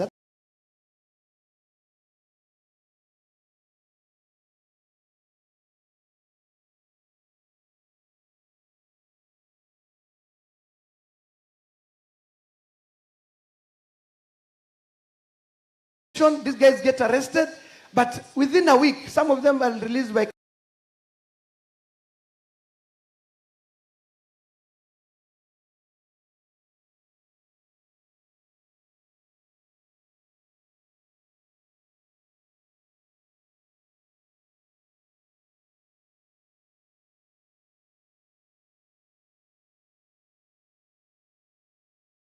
cash bail. Some of the members never see the inside of a court.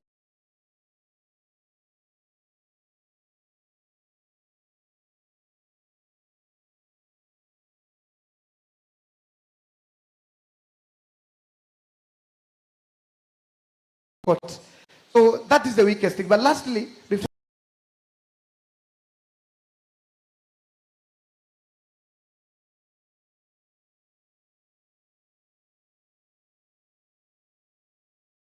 I see His Excellency. Last Parliament,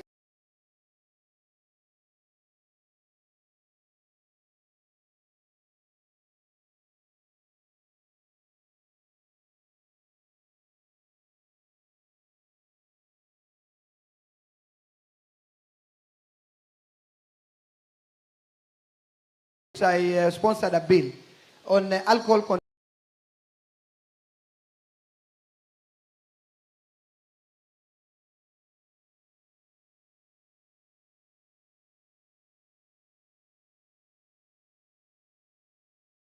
I wanted to regulate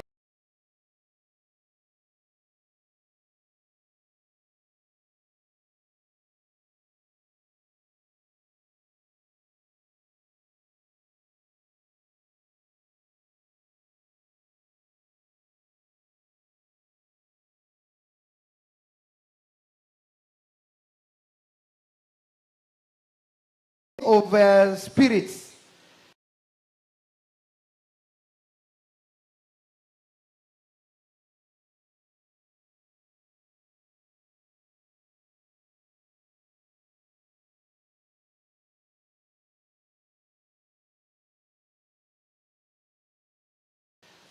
We may not, we talk about hard drugs here, but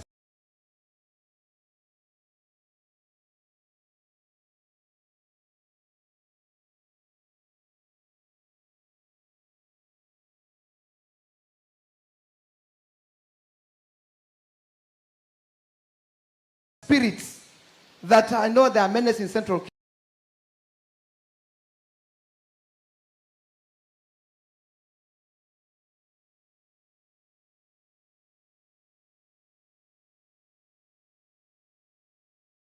Kenya, there are also menace in Taita Taveta.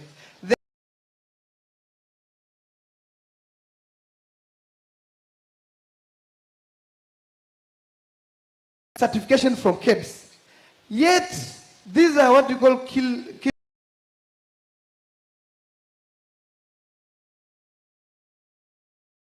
me quick. Pombe ambayo inauzwa rahisi na ni 250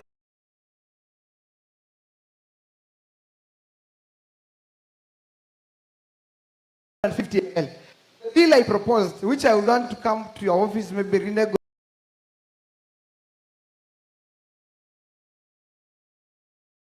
and see how it can be, can see the light of day, because it was 40.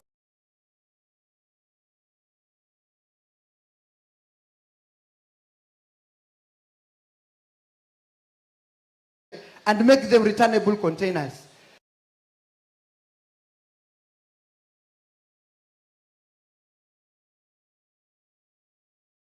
So that then, first of all, we deal with the spirits that young men take.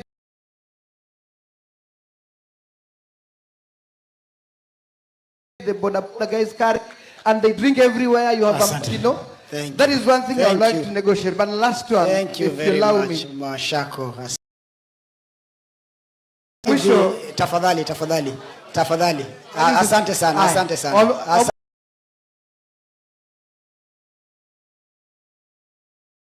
And where possible, my governor invited you to Taita.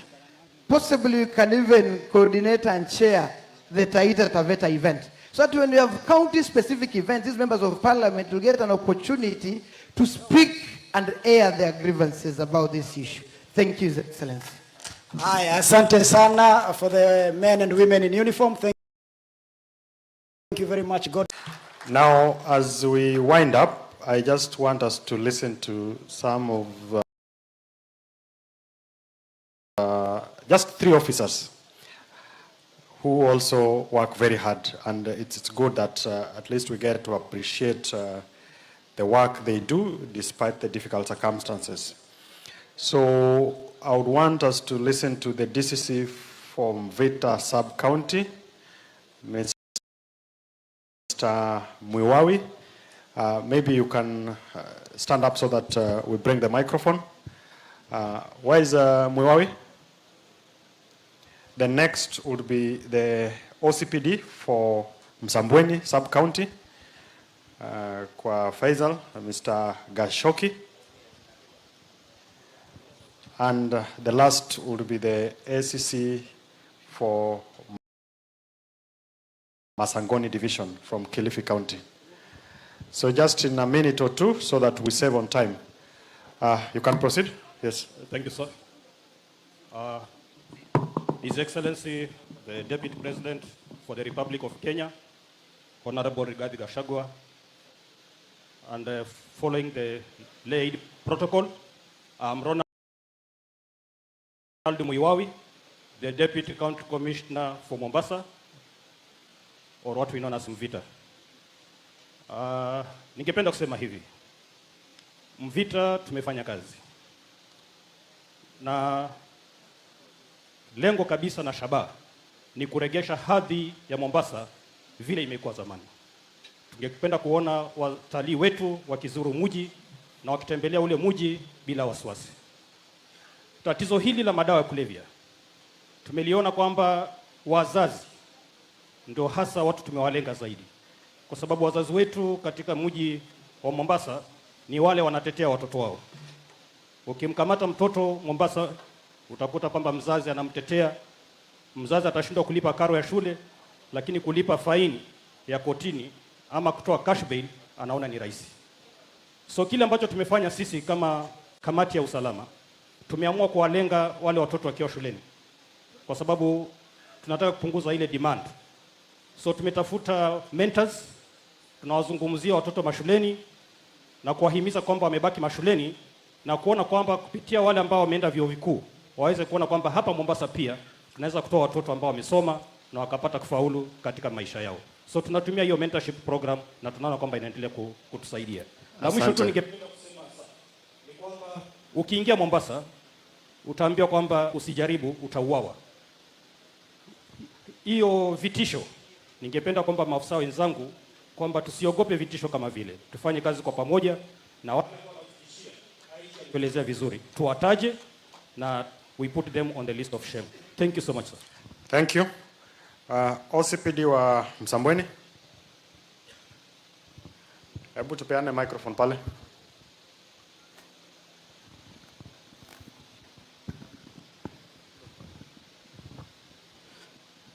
Thank you.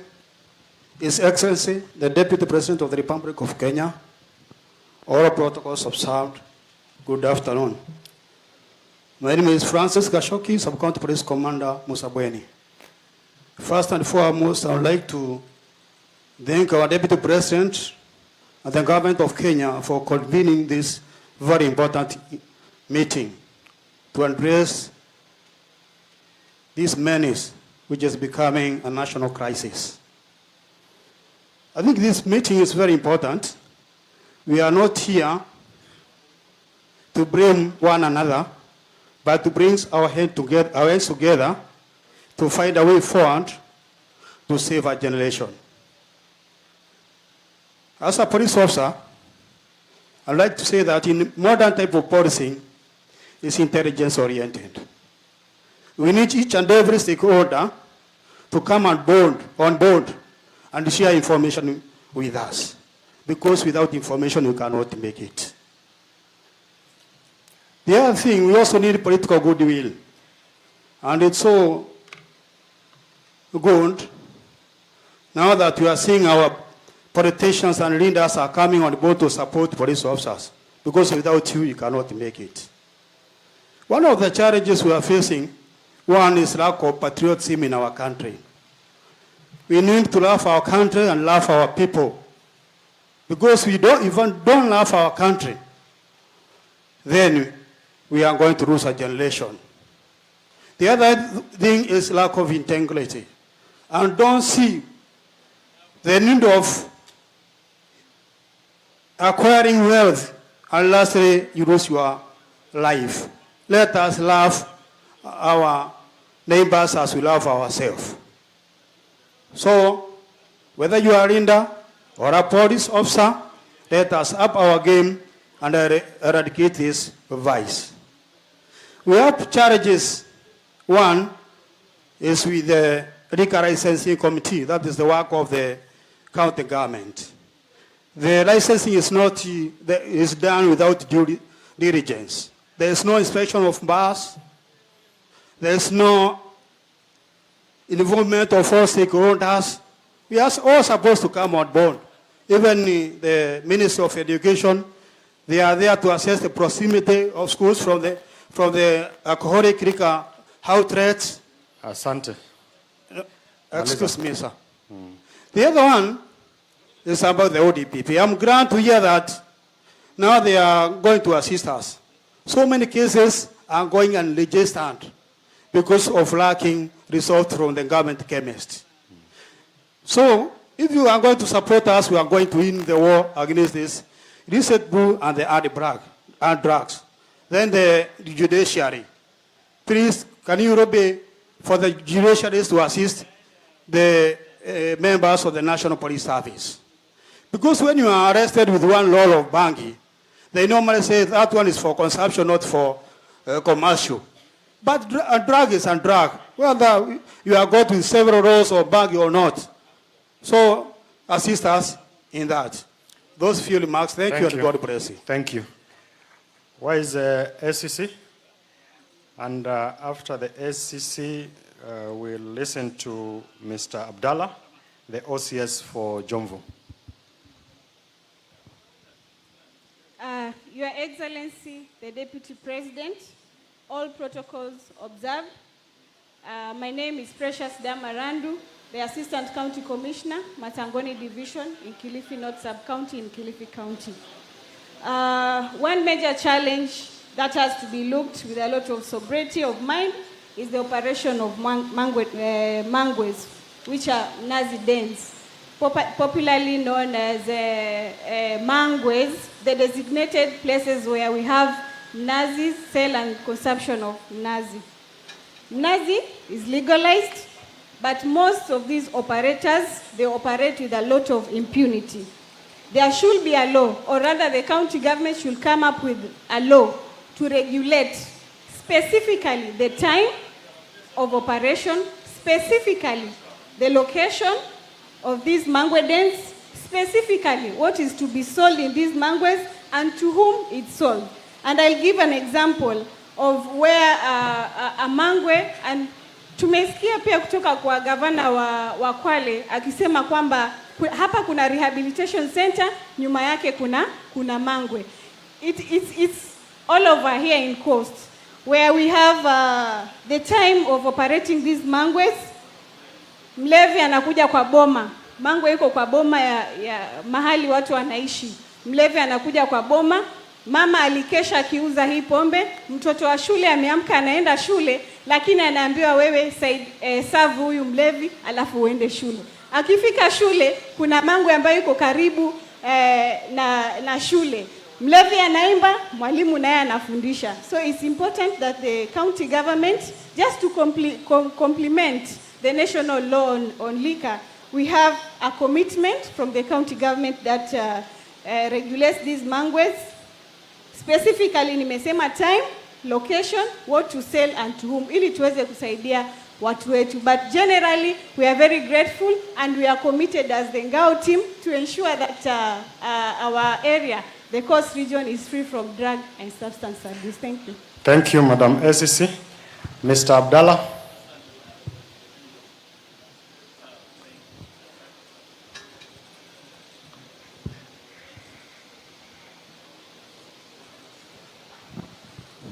His Excellency the Deputy President, all protocols observed. Good afternoon.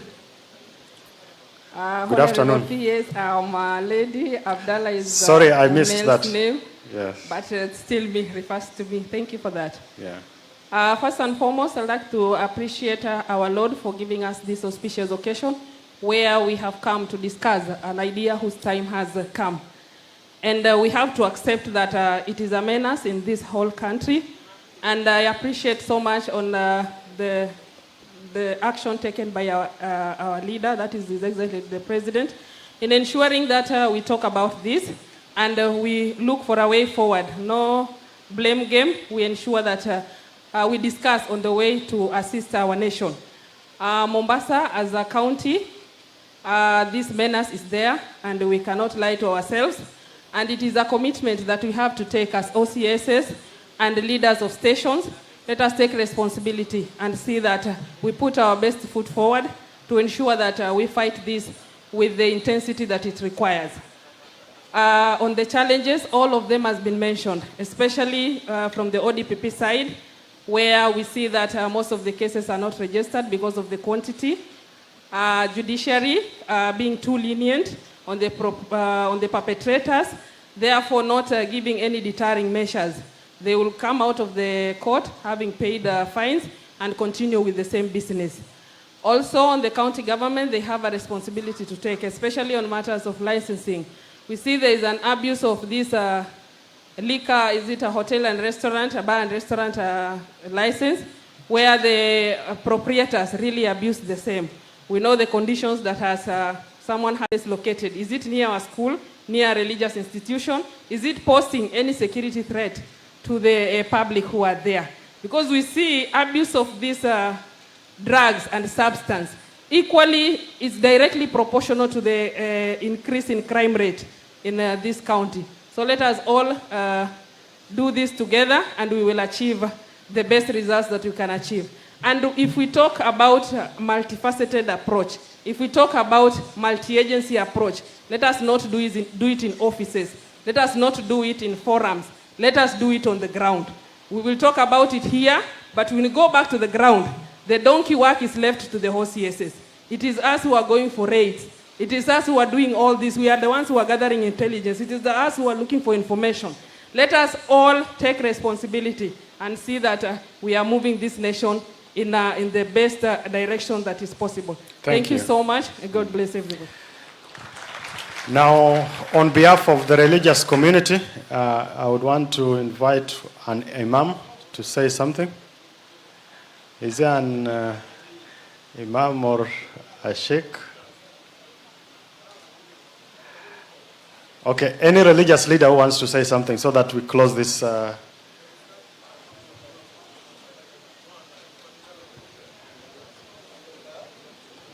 Can we give the microphone to the imam?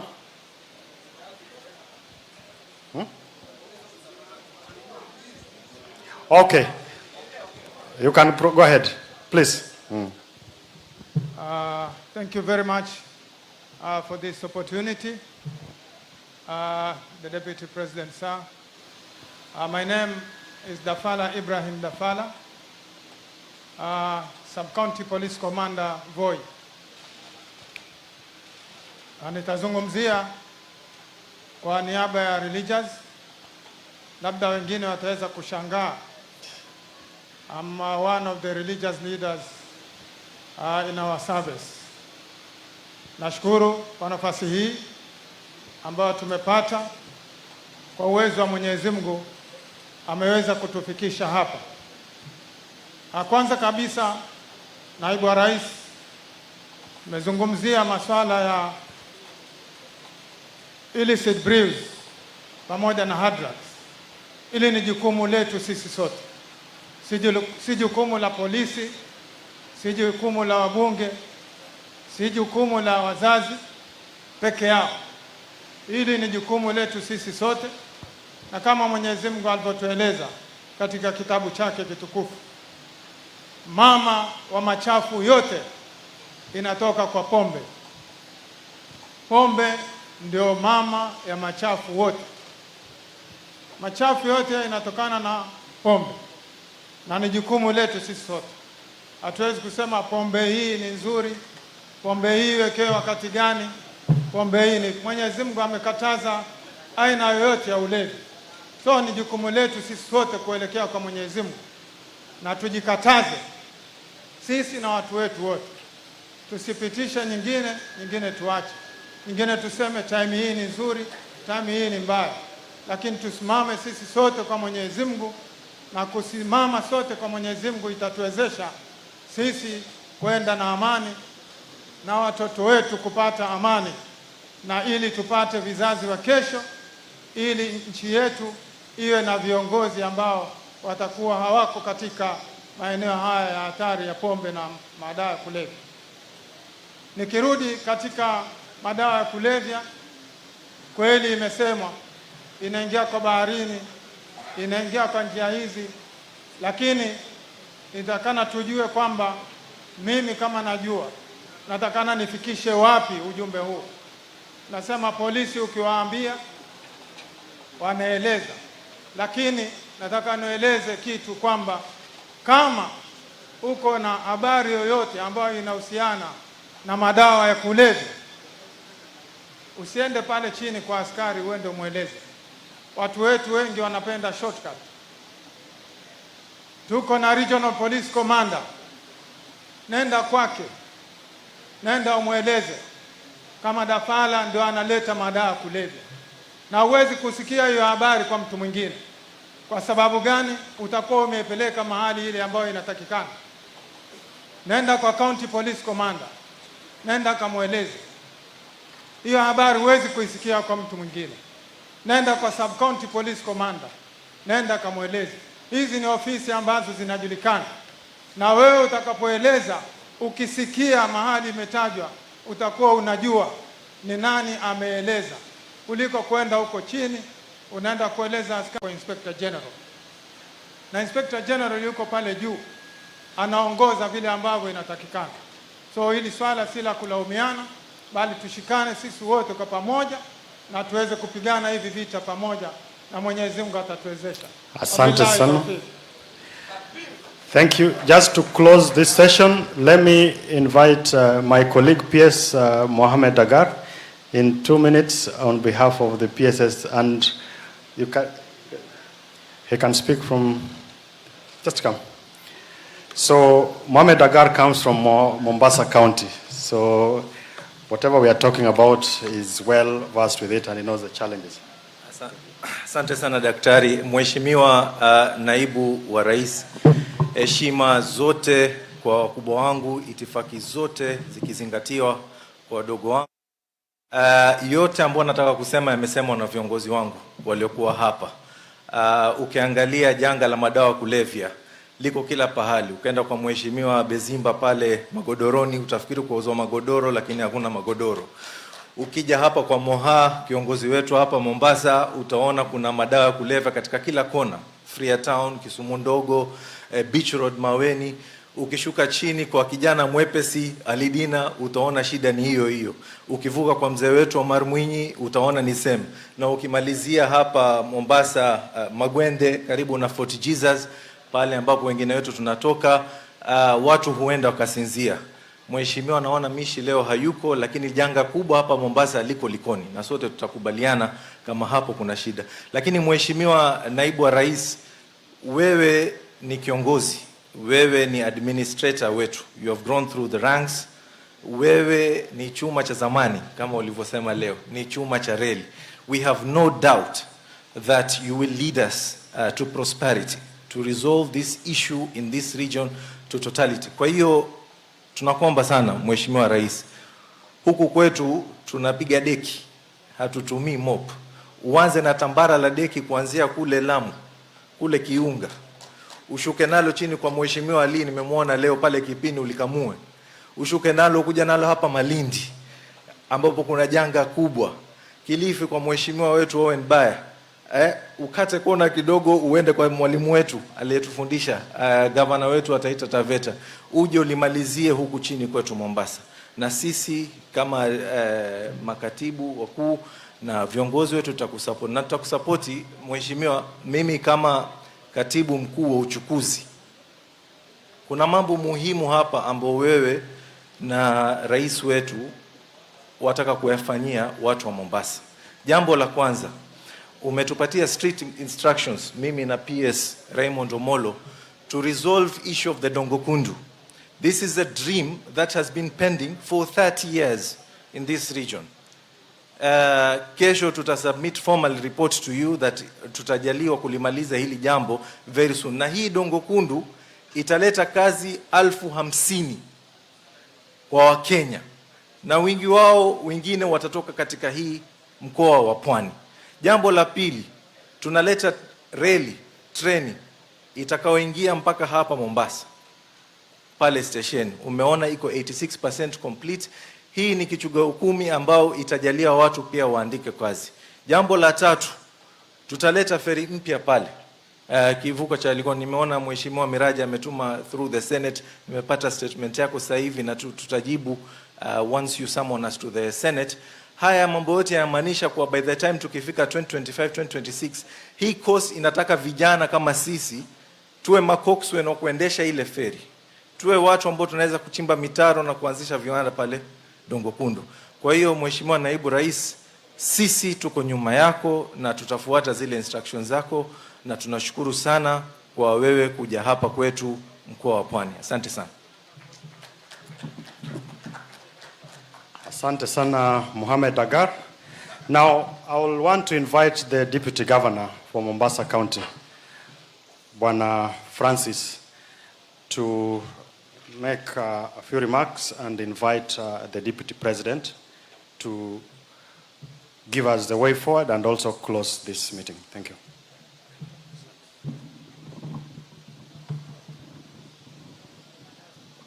Mheshimiwa Deputy wote kutambuliwa, so hatujanya hushikache kulalamika. Haya yamesemwa, kila kaunti wako na majukumu, tukae sote chini. Tunaanzia wapi? Tutokeni sote. Kama ni baa iko mahali, tuende tufunge sote. Tuendeni sote. Si swala la ati wanakwenda hawa, alafu wakibadilika hawa wanarudi wanafanya mambo mengine. So mimi yangu, naibu rais, ni kukueleza tu kama kaunti tunajitihada tunaweka. Tulianza mpango wa inaitwa Mombasa yangu. National government zamani walikuwa na mpangilio mzuri, kazi kwa vijana. Ilikuwa inawachukua vijana mitaani, wanawapatia ajira. Tukawacha kwa sababu ilikuwa na matatizo. Sawa. Sisi kama kaunti tumeamua kuichukua. Tunachukua sasa vijana wakati wamefunga shule, wakati wa likizo, tunawapatia kazi tu za kufagia. Na tunapowapatia kazi tunawaondoa barabarani, wanakuwa hawako idle. Na hii tumeona pakubwa katika muda tumefanya hii program, tumeona uhalifu ukipungua. Kwa hivyo yangu makamu wa rais, ni kukuhakikishia tutatembea na wewe. Sisi kama kaunti tuko na wewe. Utakachotuambia tutafanya. Kwa hayo mengi na machache niachie hapo. Muniruhusu basi nimwalike makamu wa rais aje atupatie mwongozo sasa tunakwenda vipi. Karibu makamu wa rais.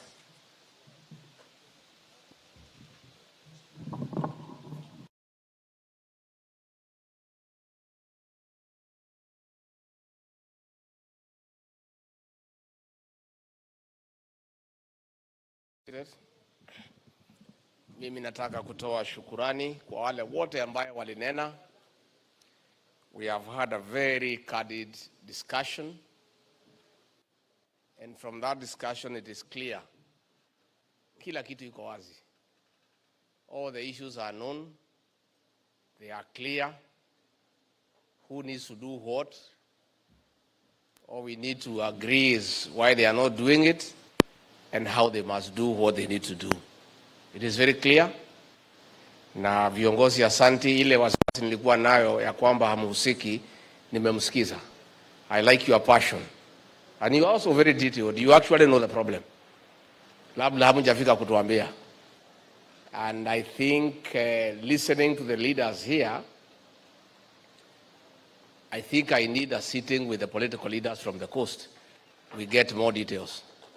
Ile hatuwezi tangaza hapa, si ndio? So let me arrange quickly. We have a sitting. You have a story and a good one. But I have confirmed that you are committed. And I think now it will work. By the way, police hawa na administration wanaweza fanya kazi yote, lakini without the leaders, it will not succeed. Because we also need somebody to give us a feedback on what is happening.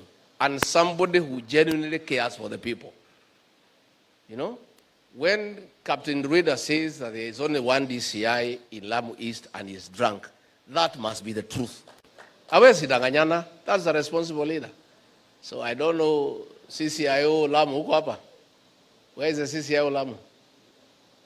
Is he here? Are you aware of that situation? Are you aware of it? Kwani unakaa wapi? Wewe uikae Lamu?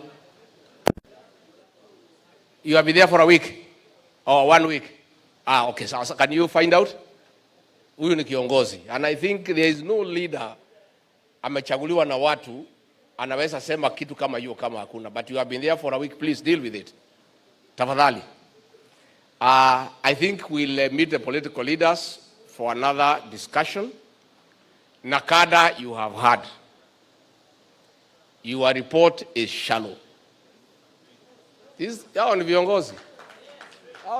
You know, these leaders are very important because they know the villages, wanajua, and that's why an engagement with the leaders is very important. So wewe umesikia report yako? Nyinyi ni watu ya ofisi. Na OCS mwingine hapa mama amesema vizuri sana. I like that OCS. Amesema mambo ni ground. I like that OCS. Anasema mambo ni ground. Wewe na kada. Tuende kwa ground. Your report is shallow, my friend. Yeah, it is shallow. It is not capturing the magnitude of the problem. It is full of statistics with no details.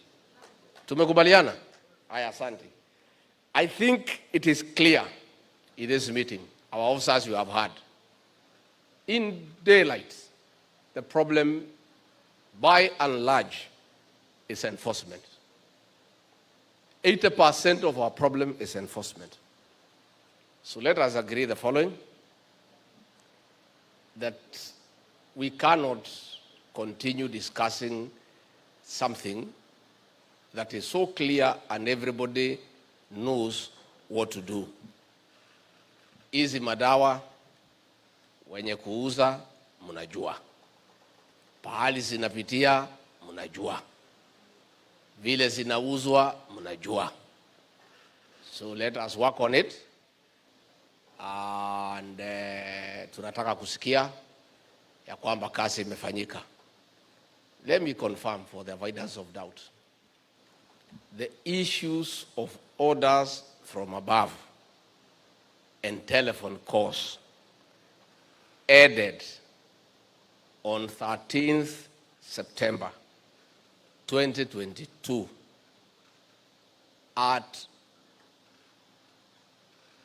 1 p.m. and 48 minutes when President William RUTO was sworn in as the president.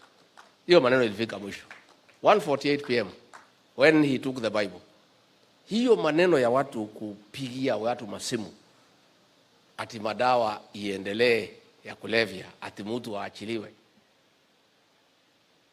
So, Bwana Regional CIO, we have a conversation with you. We would like to know, vile IG amesema ati unasema ushiki watu, ati umepigiwa simu. I want to confirm that President William RUTO cannot make such a call. He cannot. If William RUTO is to make any call, ni kuuliza kwa nini hii watu wakamatwi. And he has not even made that one. I cannot make such a call. Professor Kindiki has not made and cannot make such a call. The IG here has not made such a call. I am sure, I am 100% certain. Our DCI, I mean, is one of the most pragmatic. Simu, nime confirm. President has not called. I have not called. Professor Kindiki has not called. IG has not called. If Amin has called, you'll tell us. Because the rest of us are here. And I can speak for the president. If that was a problem, that is why there is drugs menace in the coast, then the solution has been found. Sasa wewe fanya kazi yako. And I want to tell the regional security team, wako wapi the regional team? Madam RC na wengine, we cannot accept this situation. No, it's not acceptable. Hakuna, hatuwezi kubali. Sasa kwani ni kazi gani sisi tunafanya? Hii watu wanajulikana, pahali wanauza wanajulikana. Nyinyi mfanye kazi yenu. I think within 2 weeks RC, you must get rid of this problem. Tunataka kusikia watu kotini. Please, can you do your job? Tafadhali mfanye kazi yenu. Wacha tuheshimiane tafadhali. Kila mtu afanye kazi yake. Nyinyi mko na mshahara, sisi tuko na mshahara. Kila mtu wako na mshahara. Kila mtu afanye kazi yake. Please sit down. And I want to say, ODPP, I'm happy with the commitment that you have given. I think arising out of our meeting, I'm so happy that you had a further meeting to agree, because there was a problem in the office of the Director of Public Prosecution. So if what you have told us here is what you have agreed, then I'm very happy. Sasa kila mtu afanye kazi yake. And let me say, commanders, please, let's do the work we need to do. Tumesikia viongozi hapa wanalia. You are sleeping on the job. Sasa mambo ya ODPP, we have fixed. Please do what you need to do. You know your work. Muko na vitabu yote 3 ya kufanya kazi. Muko na penal code cap 63. Si ndio? Muko na CPC cap 75. Muko na Evidence Act cap 80. Muko na uniform, muko na mshahara. What is the problem? What is the problem? Mfanye kazi yenu. Where are the security team for Kisauni and Likoni? Kisauni and Likoni, where are the teams, the 2 teams? How do you tell us, good people, that vijana wanakatakata watu na mapanga Kisauni na Likoni? How do you explain that to anybody here? How do you explain that to the Inspector General of Police? How do you explain to the Interior Minister that vijana wanakatakata watu na mapanga na nyinyi mko pale? You have no explanation. There is no explanation you can give to us that can stand. So you go and stop that nonsense. Yeah? And I think RC and your team, can you supervise that? And that complaint should never again come before me or the minister or the IG. It's a topic we shall never discuss. If these men and women cannot do it, waende nyumbani, we bring some other team to do it. There is no discussion. Sasa gang ya vijana watachukua mapanga namna gani ati wakatakata watu kwa sababu hawana kazi. Kukosa kazi is not a license to criminality. Kuna watu wengi sana hawana kazi na hakuna mtu anaumiza. That is not an excuse. So please, your teams, tukitoka hapa, you go and meet and draw an operation plan and work on those gangs and make sure that no gangs can disturb the people of Kisauni and Likoni. It is unacceptable. We have a government in place. You are there. Serikali imempatia kazi, muko na mishahara, muko na officers under you. What explanation can you give to the nation? Hata hivi viongozi mtatuambia nini? It is not possible. Please sit down and go and do your work. Mwende mfanye kazi yenu. Kila mtu afanye kazi yake. Watu ya Pharmacy and Poisons Board, please, we have a meeting, I think end of the week or early next week, ile tulikubaliana. Map all the licensed outlets. Utupatie, we shall close the rest for you. And they will remain permanently closed. Sisi tumeamua sasa mchezo hatutaki. Wewe, before our meeting, map for us the licensed chemists and pharmacies per sub-county, per town. You will give that to PS Omolo. Once we know them, we'll give them to our team. These are the licensed ones. Any other outlet will be shut and shut down permanently. And if it reopens, somebody must lose his or her job the same day. You know, we are tired. How do we have illegal outlets all over the country na tuko na officers? But let us work together. Give us a list of the licensed ones so that we map out the licensed ones to tusiweke kando. But again, even the licensed ones, the way we discussed, you know, they are also dispensing drugs that are supposed to be dispensed when they are prescribed, and they are selling them over the counter. So as we help you to shut down the illegal ones, can you work on the licensed ones? Can you have inspection? And our officers here will support you. Our teams, we shall give instructions when we meet. Professor Kidika Tapeana, you will get all the support that you need to inspect the proper ones to make sure they are doing the right thing. Again, the lady from the veterinary board also do the same. Map for us the licensed agrovets and other establishments zile zimekubalika. The ones that are illegal, we will shut them down for you. Tutafunga sote na hakuna kitu atikubwa hapa. Ile kazi itafanyika hii Kenya in the next 2 weeks itakuwa ni kazi. We'll shut them down. So you map the one for us, the licensed one, then we can proceed. National Government Administration. It is true, CS Machogu, you are right. In my earlier life, I was in that system of government. And things were working. The police station is 40, 50, 60 kilometers away from where wananchi are. The chiefs, the DOs, the DCs had support of APs. And they were able to deal with the crime before it degenerated into something big, because they had some form of enforcement. So with the new constitution, the National Police Service came there, the Inspector General of Police, our officers were, and to a large extent, it is that decision is responsible for the breakdown of the security architecture in this country.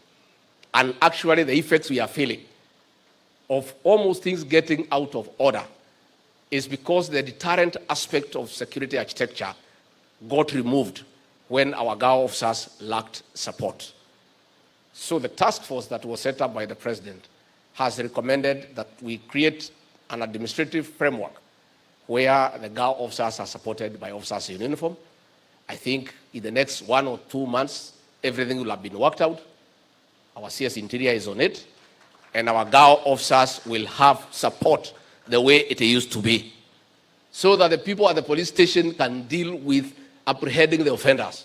But we have some other officers working with the chief, with the ACC, with the DCC on deterrence and prevention. Because also people, wale wananchi pia, wakiona chief wako tu peke yake hakuna kitu naweza kufanya, inakuwa tu namna hiyo, they just ignore him. So the chiefs lack authority, the ACC lack authority. We are going to reinstate that authority, but we'll work on the mechanism, but administratively, so that our GAO officers once more are supported by officers who are armed, who are in uniform. I don't think we need to arm chiefs. It is not necessary at this stage. We'll give them officers to work with them because it has worked before. And some of us bear testimony because